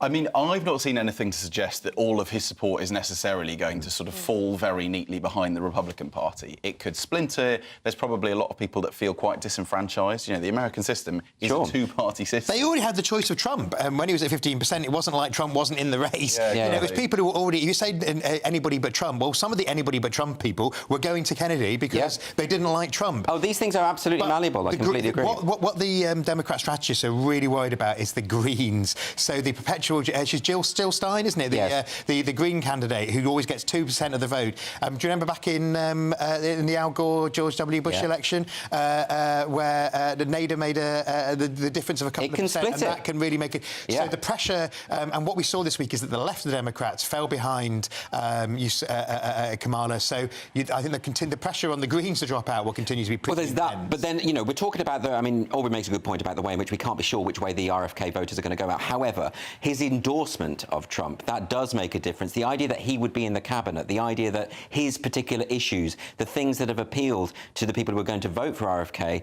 are going to be enacted under Trump thanks to this endorsement. That does weigh it towards him, doesn't it? Yeah, he certainly sort of tried to influence his followers and ensure that happens. And it will we'll have to keep an eye on the polling, basically, to see how much it translates. Yes. But I think one of the biggest concerns is that this is going to be such a tightly fought election that we will get a repeat of the sort of 2000 election we heard about and 2020. Where, some of us didn't just hear about it. Yeah, exactly. Where there's a between the Electoral College vote and who wins and the popular vote. This is going to be a huge... I mean, time that will have... The other thing about Kennedy is that what the Democrats have done brilliantly over the last couple of weeks is what Walsh did when he was calling Trump weird, is rather than Trump, Biden's strategy of saying Trump's the biggest threat to democracy the world has ever known, making him out to be a colossus, instead of making him out to be a joke. And actually, Robert Kennedy, having told us as his numbers declined that he had a real worm taken out of his brain, is going to add to that sort of, they're a bit weird. So I think there might be a bit of an upside to... Well, I don't think there's a deficit of weirdness in this whole election. You know, that's going to be there. America. It's America. It's going to be like that across the board, isn't it? But drawing on what Aubrey said there, Anna, I'm very interested in this idea of, you know, we have this thing called the loser's consent in a democracy. If we lose, we say, OK, it didn't go my way, that's fair enough. But that's changed since 2016. There are people out on the street saying, not my president. Over here, people saying, not my PM. People trying to overturn the Brexit vote. You know, in America, we've had Democrats saying it's not legitimate when we don't win. We've had Republicans, Trump saying it's not legitimate when he doesn't win. Whichever way this goes, because it's going to be tight, it's going to kick up a storm, isn't it? People are going to say it wasn't a real election. I hope not, because that's a very, very slippery slope. And I would just challenge you on one thing. Actually, in the UK, the transition of power was very, very good, including and I will just give one example, there was an MP, there was a candidate, a Conservative candidate, who lost by 15 votes, Amit Jogia, and he... And in the context of even people who did not even get all their ballots correctly this election. Remember, the post post didn't work properly. So he'd have been well within his rights, and he did try and challenge it originally. But I think there's actually... eventually, he was quite... He just resigned himself. So, well, but that's not the case in America. You know, Nancy Pelosi saying the election wasn't legitimate. But it is the case in the UK, and I just think we should be proud and defend that. Not except for Brexit, of course, where we had parliamentarians trying to overturn the election. But you don't have parliamentarians saying the vote itself was illegitimate in terms of like the actual procedure. But you know, they weren't saying that there were 2 million Remain votes that sort of weren't counted in Lambeth. No, but they were saying people didn't know what they voted for, and they were saying we should actually overturn this decision. No, they said there should be another vote. That's different. I mean, the other vote would have overturned it, but not actually overturned the vote. Yeah, no, I understand that casuistry, but the point is that they definitely wanted to overturn it. The Liberal Democrats are extremely explicit. Nick Clegg wrote a book called How to Stop Brexit. You know, I don't think we can actually say the parliamentarians weren't trying to do that. I think in terms of overturning the vote in America, what will happen is, because this is Trump's last flush, obviously last time a lot of people were trying to ingratiate themselves with Trump. If he's lost and it's clear he's going to lose, you might find that the Republicans suddenly rediscover that they do believe that the count was the count. And is it clear he's going to lose, Aubrey? No, not at all. I mean, he obviously is hugely popular amongst vast swathes of the electorate. He was a former president, so you know, he can claim that he's been in office and he knows what to do this time. But if anything, I think that might motivate his opponents even more, because they'll say, you know, this isn't a sort of joke candidate who won't ever get there, like in 2016. They'll go, this is a guy who won in 2016, and you need to mobilise properly to defeat him. I can't see which way it's going to go, and I wouldn't vote for either of them. Close. Anyway, thanks to Aubrey Allegretti, Anna Mihailova and Matthew Laza. And coming up, we're going to be discussing why British taxpayers are funding Chinese opera. Is this a Robin Hood in reverse? And former Secretary of State for Trade, Lord Peter Lilly, will be here to share his thoughts, so please don't go anywhere.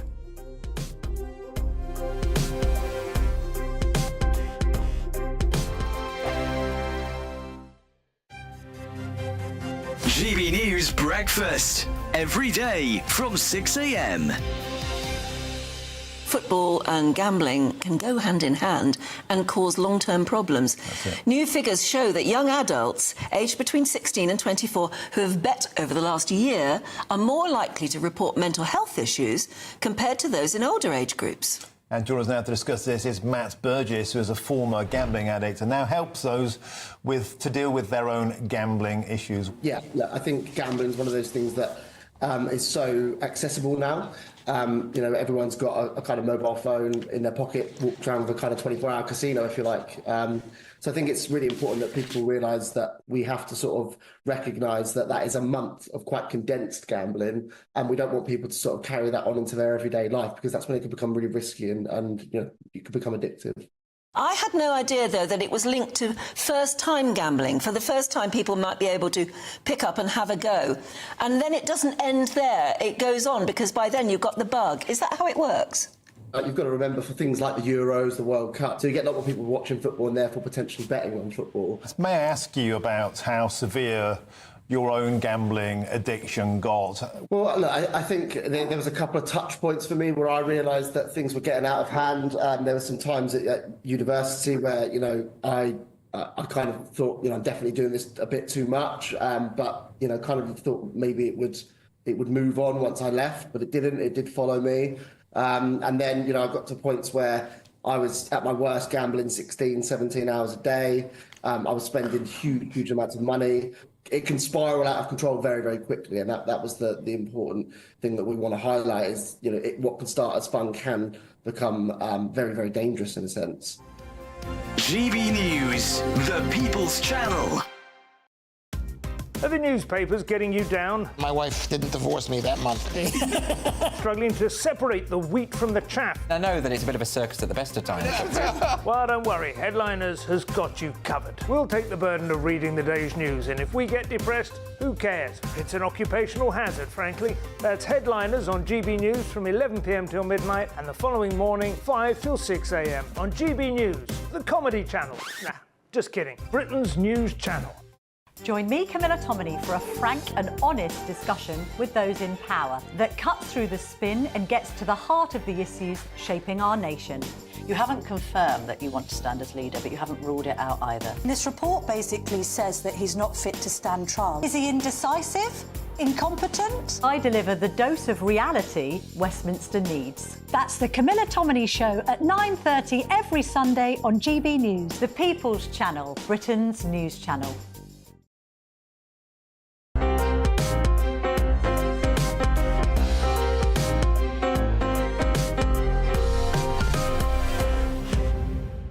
Welcome back to Sunday with Michael Portillo, although it's me, Andrew Doyle. Now, a recent report has shown that British foreign aid has bankrolled Chinese opera, cycle lanes in Mexico, and road schemes in Malaysia after being handed out to overseas regions richer than parts of the UK. More than £3 million of taxpayers' money has been spent in affluent foreign neighbourhoods as poor areas of Britain face funding shortages. Projects paid for include an all-female traditional Chinese opera in Shanghai, anti-congestion measures in Kuala Lumpur, the capital of Malaysia, and a cycle lane in Mexico City.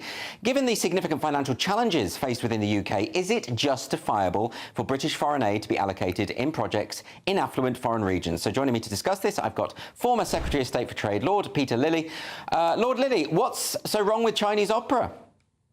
Nothing wrong with Chinese opera. I'm no great expert, but I'm sure the Chinese are quite capable of looking after paying for their own opera. give their own aid programs and support programs across the world called their Belt and Road, whatever it is, Belt and Road Initiative. The idea that we should be continuing to give money to them is absurd, but it's a symptom of the fact that, whereas you and I might think it's a wonderful thing, that hundreds of millions of people have been lifted out of poverty over the last 30 years. For the aid bureaucracy, that is terrible. The thought of there not being enough poor people for them to support, to build their whole careers on, is a terrible thing. We ought to be contracting the number of countries that receive our aid, give it to particularly where it's needed for humanitarian purposes and can do most good in developing growth, but withdraw from countries which have happily moved up the income scale. So from what you're saying, Lord Lilly, you're implying that the distribution of aid is based on this idea that they need to justify their own purposes, their own funding. But hasn't it always been the case that people complain about any sort of foreign aid because that money, because there are problems at home, there are domestic issues that require more money, and really we should focus on those as a priority? Well, I understand that. Charity begins at home, but I don't think it ends at home, particularly humanitarian aid, where you're helping people struck by disaster or conflict and so on, is just one has to do. We're a country of Christian heritage. We have to do that. If, in addition, we can help promote growth and help these countries grow out of poverty through our aid programs, fine. But we ought to make sure that we're getting value for money in both those senses. I've got a vested interest in that. I did spend a decade of my life working on aid and development programs, and I later chaired a policy group, grandly called it a commission, on aid, trade and development policy, along with Bob Geldof and other luminaries, to advise on this. And one of the things we said was we must make sure that the money is put to good use. We advised on setting up an independent agency to inspect the value for money that comes out of aid programs. I've been looking at its website, and I'm afraid it's been rather captured by the industry. It's all sort of vague waffle. It doesn't tell you what concrete results have been produced by aid programs, just whether they've conformed to certain bureaucratic procedures. But why is it that Chinese opera in particular is funded? Is the suggestion that the Chinese government is neglecting the arts within their own country, so we have to, in a way, step in? Well, I think it's supposed to be we're influencing the culture of China in a feminist direction by, in this case, supporting all-female opera. So they've moved away from dealing with poverty to trying to influence the culture. And the other big factor that's taken over on aid programs is the supposed climate emergency. So they're trying to stop these countries using the cheapest fuel, which is often coal or gas or oil, and effectively thereby keeping them poor. And to the extent that the aid lobby has been taken over by the green lobby, the Greens hate the idea of the rest of the world becoming as rich as us. They're against growth, they're against prosperity, they're against consumerism. They don't want these people to be as rich. They wouldn't like us. They prefer us to degrow if they could. That's their slogan. And it's a terrible thing. I want people to enjoy the same standard of living as we can. By and large, they'll do that through their own efforts. But if we can help them in that process, let's do so. Oh, well, fascinating stuff. Well, Lord Peter Lilly, thanks ever so much for joining me today. Really appreciate it. Pleasure. So coming up next, a trans-identified male has won a discrimination case in an Australian court after being removed from a female-only social networking app. So, has Australia abandoned womanhood? I'm going to be joined by journalist Joe Bartosz to delve into this. But first, we've got your latest headlines with Tatiana Sanchez.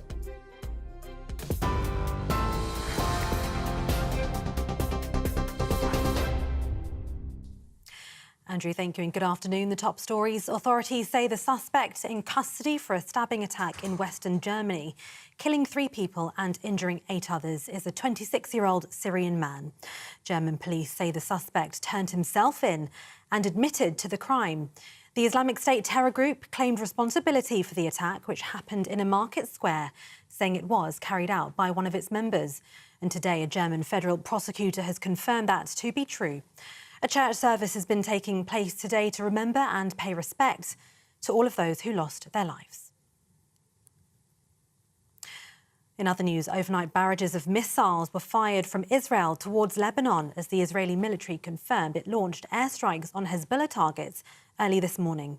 The Israeli military says around 100 fighter jets carried out what it described as preemptive strikes across southern Lebanon this morning.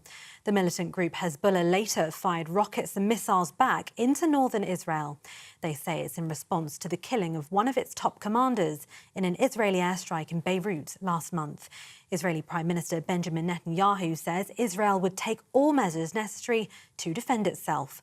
Today's attack comes as Egypt hosts new rounds of talks aimed at ending Israel's war against Hamas. The Prime Minister is set to warn that things will get worse in the UK before they get better. In a speech on Tuesday, Sir Keir Starmer's likely to say there are no quick fixes to remedy what he'll call the rubble and ruin left by the Conservatives. He'll also continue to argue that the last government concealed the true state of the public finances. But the Conservatives have accused Labour of fabricating a financial black hole to clear the way for tax rises and have called for the Prime Minister to reverse his Chancellor's cuts to winter fuel payments, arguing these would leave pensioners in the cold. And immigration enforcement officers have detained 75 suspected illegal workers as part of a week-long crackdown. Officers visited more than 225 businesses in the past week, particularly car washes, with over 120 receiving civil penalties for employing illegal workers, according to the Home Office. Home Secretary Yvette Cooper says the government will ensure those who break the rules face the full force of the law. Businesses found to be employing people illegally face fines of up to £45,000 per worker for the first offence and up to £60,000 per worker for repeat offenders. And those are the latest GB News headlines for now. I'm Tatiana Sanchez. More from me in half an hour. For the very latest GB News direct to your smartphone, sign up to News Alerts by scanning the QR code or go to gbnews.com/alerts.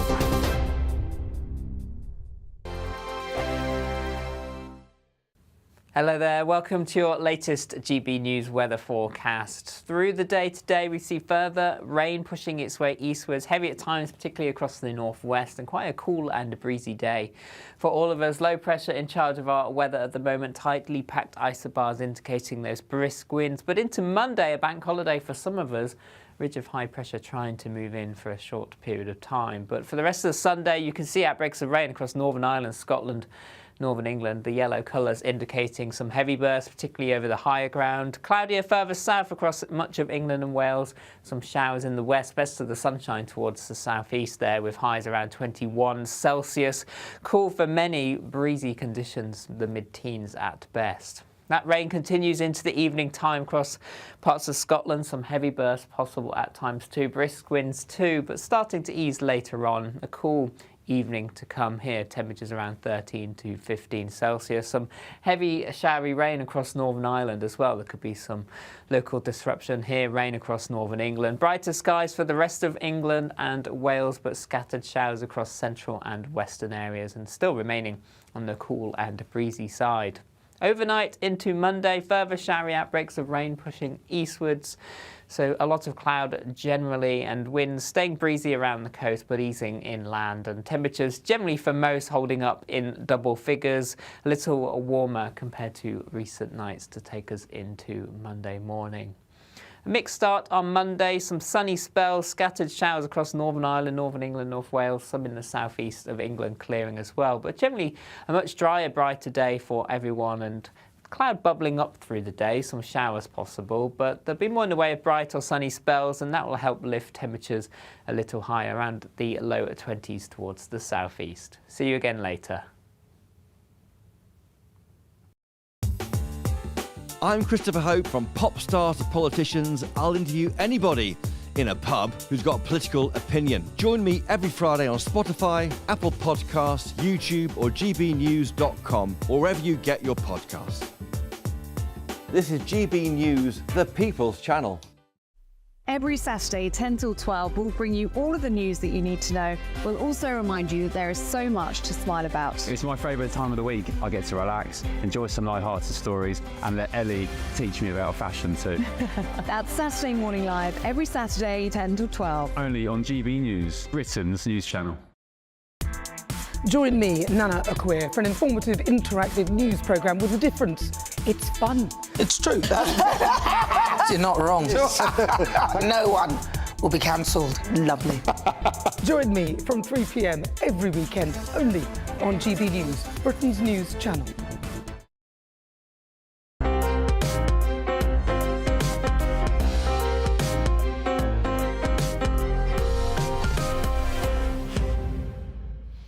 Welcome back to Sunday with Michael Portillo, with Andrew Doyle sitting in. In a landmark decision, an Australian court has ruled in favour of a trans-identified male who was barred from a women's-only dating app. So has Australia abandoned womanhood? I'm joined now by journalist Joe Bartosh to discuss this. Thanks, Joe, for joining me. A lot of people aren't familiar with this story, so perhaps you could just fill us in on what exactly happened here.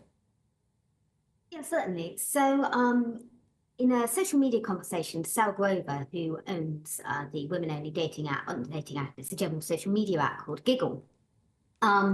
She made some sort of comments, very mild comments about the need for women-only spaces. And a trans activist happened to be looking at her social media feed. He took offence, and then he tried to join the women-only dating app, and he was initially allowed onto it because the site uses AI software to screen out men and women, men's faces, and they have a lot of men trying to join it, even though it's women only, because that's what a lot of men do, sadly. And then eventually, he was removed manually by Sal Grover. And as a result of that, rather than just sort of accepting it, he sent multiple emails, and then he phoned her. And then eventually, when he didn't get the result he wanted, he waived his willy in the courts, because that's what gross abusive men like this do. And then absolutely astoundingly, the court have found in his favour that the idea of womanhood, because he claimed it was sex discrimination, they agreed that it was indirect sex discrimination, and that womanhood is effectively something that the state can bestow on you. So it's not a biological difference between men and women. It's something that is socially sort of imbued by the state, if you like. Now, is it fair at this point to blame the judge and the judiciary insofar as amendments were made to the Sex Discrimination Act by the Australian Labor government in 2013, which effectively brought in gender identity into that umbrella of sex discrimination? So is it the case that the judge is simply applying this law as it stands, and should the target of activists and campaigners be to make sure that the law is sorted out? Yeah, I mean, so it's, ironically, it was, the feminist Prime Minister Julia Gillard who allowed this to happen during her administration. So, yeah, in some respects, it could be said that the judge was sort of, simply sort of following the letter of the law. But he was critical of Sal's behaviour in the court, which I think suggests perhaps there might have been some personal bias too. I think Sal had sort of, she laughed about the fact that this, very obvious man was claiming to be a woman, and he criticised her for that quite vocally. So yeah, but I mean the wider point about the fact that this was a piece of legislation that was the definition of sex was changed without any vote, without any consultation. It was just done, and that was 2013, I believe, and now I guess they're sort of slowly starting to realise that that has effectively erased the category of what it is to be a woman in law. But those original amendments in 2013 talk about sex and they talk about gender identity, and at no point does it conflate the two and say they are exactly the same thing. But when the judge in this case, which is Judge Bromwich, said that sex is changeable and not necessarily binary, that strikes me as him adding something which wasn't there in the legislation. Am I wrong about that? Possibly. I've got to be honest, I haven't read the legislation through in detail, but from what I understand, the Australian Human Rights Commission stepped in as well to add their sort of expertise, and they conflate sex and gender. And I believe the Australian sex discrimination sort of minister or something, I can't remember the exact title, I'm afraid, I'm sorry, also stepped in and basically said that essentially sex was a redundant category and we should all be referring to gender. So I think it wasn't just the legislation. I think there were experts who were clearly sort of confusing this as well. When it comes to the other legislation, CEDAW, so that's a UN treaty, and that's the Convention on the Elimination of Discrimination Against Women. That's something that Australia was, it was passed in 1979 when you didn't need a definition of woman. Everyone knew what a bloody woman was. And since then, obviously, there have been these sort of, there's been a massive lobbying campaign to change the law across the world. And I think the fact that that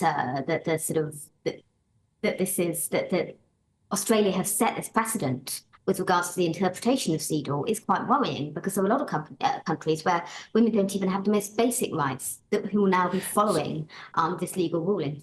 So the judge said that he didn't have to address CEDAW's definition of sex, that wasn't relevant. So is it possible that this won't necessarily have that kind of global impact? And also, surely, when we're talking about gender identity, well, that's a belief system that very few people hold, including in Australia. So isn't this a bit strange to apply what is quite an esoteric belief system to absolutely everyone? It's absolutely bonkers. But there we are. I think it just shows the power that this very vocal and well-funded lobby group have. And I think the fact that it's dressed up in terms of equality and in terms of it being about, about inclusion is particularly grotesque. Because obviously it's just totally obliterated the definition of what it is to be a woman in law. So yeah, it's terribly wrong. Does this mean now that in Australia it is illegal for women to gather in their own spaces? As far as I'm aware, it's not illegal, open to legal challenge. So yes. So that's going to be a particular problem for lesbians as well, isn't it? I mean, this is a ruling that seems to take gay rights back, doesn't it? And women's rights, of course. Yes, and that's already something that's happened in Tasmania. So there was a similar ruling in Tasmania a couple of years ago, which just obliterated the idea of, I think it was a lesbian group wanted to exclude trans women, i.e. men who identify as lesbians, so transbians, if you will. They wanted to exclude them, and again, that went to court, and funnily enough, the trans activists got their way, and it is now effectively illegal to have women only, and particularly lesbian only groups within Tasmania. And yes, now the same thing's happening in Australia. So what do we do about this insofar as, we often talk about the way in which the major institutions are captured by this ideology, and we always think that the judiciary is secure and sort of it's somehow protected from this because, as in the case of Maya Forstater, the decisions tend to go the right way. But now you have a judge saying that sex is changeable, which 100% of the world know is not true. In other words, you have a judge stating something which is factually wrong, and we're expected to go along with it. How do we deal with that now? Where do we go from here? Well, I think actually, I know Selgrove is considering a legal challenge, and I mean it's worth bearing in mind that she expected that it wouldn't go her way, to be honest, at this round. So it's going to be escalated and taken to appeal. And of course, the same thing happened with Maya Forstater's case. So originally, the judge who ruled in I think 2019 found that her views were not worthy of respect in a democratic society, and that was obviously then sort of successfully challenged. So I think. I'm not a lawyer, but I think it's quite normal for these things sometimes to take a little bit of time and to have to sort of go to appeal. And yes, I mean, whilst the ruling is clearly utterly bonkers, I suppose according to the letter of the law, it kind of makes sense. There's a logic there. It's just correct. OK, well, absolutely fascinating stuff. Jo Bartosz, thanks very much for joining me on the show. Cheers. And I'm going to be speaking to Sal Grover from the Giggle app this evening on Free Speech Nation at 7 o'clock, so do join me for that. Coming up next, we'll be chowing down to belatedly mark National Burger Day. Back in 3 minutes. This is GB News, Britain's news channel. Soya, almond, oats, hazelnut. coconut milk. Yeah. It's now much more difficult to choose. Yeah, there's an awful lot out there on the market. So how do you feel about horse milk? Yes, you heard that right. For generations, people in Central Asia have sworn by horse milk and the supposed health benefits. And now researchers in Poland believe it should even be used in ice cream. For the sweet treat not only tastes delicious, apparently, but could also be good for your gut. OK, well, joining us now to give us the lowdown on why we should be considering switching over to horse milk is farmer Frank Shellard from Cromwell Farm, Britain's only horse dairy. Good morning, Frank. Look, you're an expert on all things milk. You've even written a book on it. Is horse milk good for you? How does it compare nutritionally, first of all, to cow's milk? I think the big difference is, just to make the point from the very start, cows, sheep and goats and all those other alternative milks have got 4 stomachs. Horse has got a single stomach, so a lot of the enzymes and a lot of the makeup of the milk is very similar to mother's milk. So our bodies are a lot more able, us being a single stomach animal, if you like, to digest that milk. So that's the big thing. That's the first point I'd like to make. Because of the makeup of the mare's milk, you could drink the lactose and the lactase in it. You could probably, not all, don't quote with everybody, but a big percentage of those people that are lactose intolerant could drink the mare's milk. The great thing about the mare's milk is it's very, very good for your gut flora. If you remember in the history books, Cleopatra bathed in ass's milk, and ass's milk is exactly the same thing. It's exactly the same makeup as mare's milk, and she bathed in it for eternal youth and to keep the skin and her metabolism correct. GB News, the People's Channel. Are the newspapers getting you down? My wife didn't divorce me that month. Struggling to separate the wheat from the chaff? I know that it's a bit of a circus at the best of times.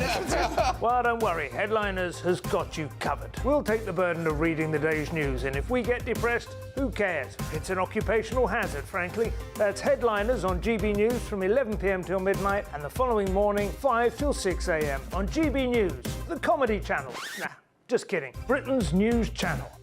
Join me, Camilla Tominey, for a frank and honest discussion with those in power that cuts through the spin and gets to the heart of the issues shaping our nation.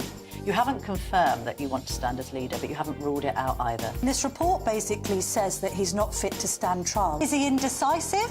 Incompetent? I deliver the dose of reality Westminster needs. That's the Camilla Tominey Show at 9:30 every Sunday on GB News, the People's Channel, Britain's news channel.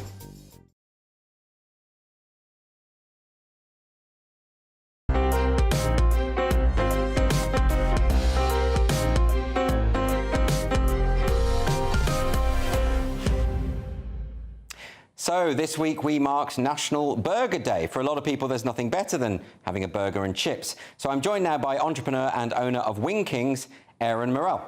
Aaron, welcome to the show. Tell me about Wing Kings. When did you set this up? 2021. We actually started planning January 2021 and opened our first outlet in Milton Keynes in October 2021. Fast forward to now, we've got 4 sites and continuously growing the brand now. So where are they? Milton Keynes? Milton Keynes, Canterbury. Yes. Solihull opening in September, the Touchwood Centre. Yes.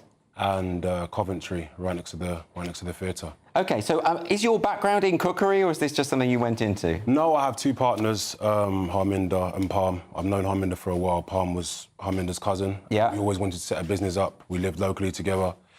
And I was always in hospitality and events in my area. Yes. So we came together with the idea of doing Wing Kings, which is obviously a chicken wing restaurant and burgers. Yes. And a sports bar as well. Yes. And then we went along with it, and we're flying at the moment, so... And these are the burgers that you have here? These are the burgers. OK, do you want to show us what they look like? I can indeed. So this is a Joker Jack. OK. It's a little bit on the spicy side, not too spicy. Yeah. But a favourite from the customers. And are these recipes that you developed yourself? Yeah, we have a development team OK. That develop our burgers, anything we need to do, new menu. So all of our patties are smashed. Yes. So at the top it says, I'd smash that. Yeah, Kings. OK.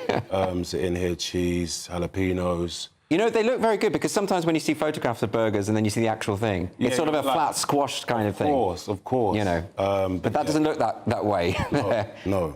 Very delightful. Yeah. Now, I'm not a carnivore, so it's not for me. But I'm interested in the look of them aesthetically. Of course. Yeah. And the crazy thing is we actually do have a wide range of vegetarian and vegan. Oh, right, Yeah, OK. we have vegan wraps, vegan burgers, vegetarian burgers. We even have vegan wings, so. OK, but in terms of the meat stuff, you've got chicken, you've got beef. Chicken, beef, everything else, yeah. OK, great. And how is it going? I mean, it's really not been that long. You talk about it's just about 3 years so far. Of course. And you've already got 4 outlets. So this implies there's a kind of escalation going on. 100%. We opened, obviously, our first store in the snow zone in Milton Keynes. Yes. Where the skiing is, the escape.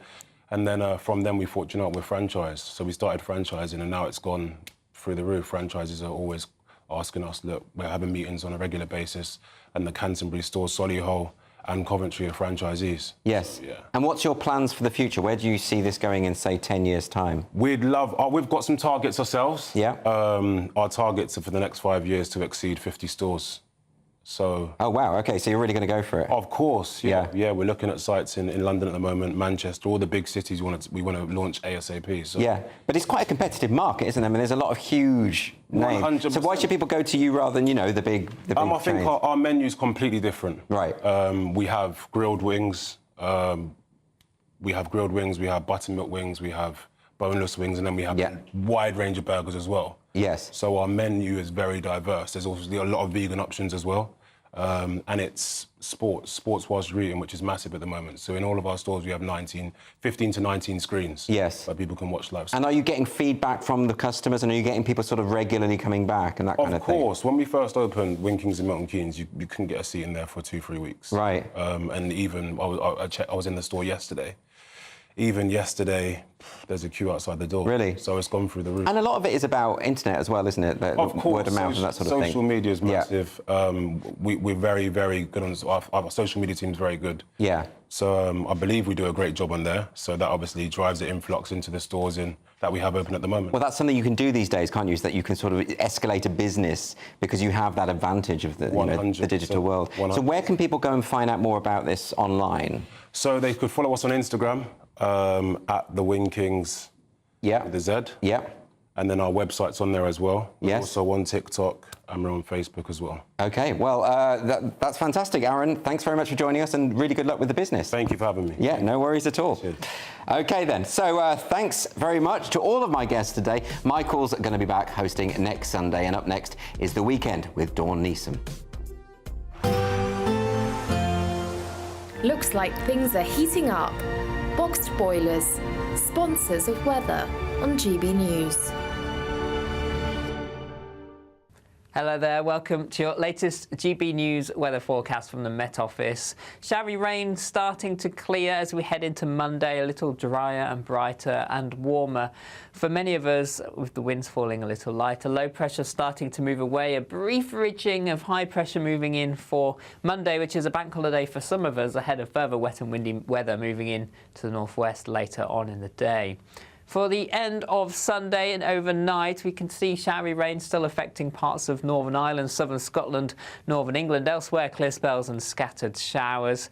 The breeze still fairly brisk around the coasts, and that will keep temperatures up. Temperatures for most of us 13 to 15 Celsius. So a warmer start to Monday compared to what we've seen over the weekend. This weather front will continue to give showery rain across southern Scotland, northern England. Across the rest of Scotland, generally brighter with a few scattered showers, winds lighter Monday morning. Northern Ireland also seeing some sunny spells, a few showers around. Temperatures across northern England around 14 or 15 Celsius under the cloud. Variable cloud across parts of Wales, a few showers possible, whilst much of the rest of England generally dry, though some showers across southeast England clearing through Monday morning.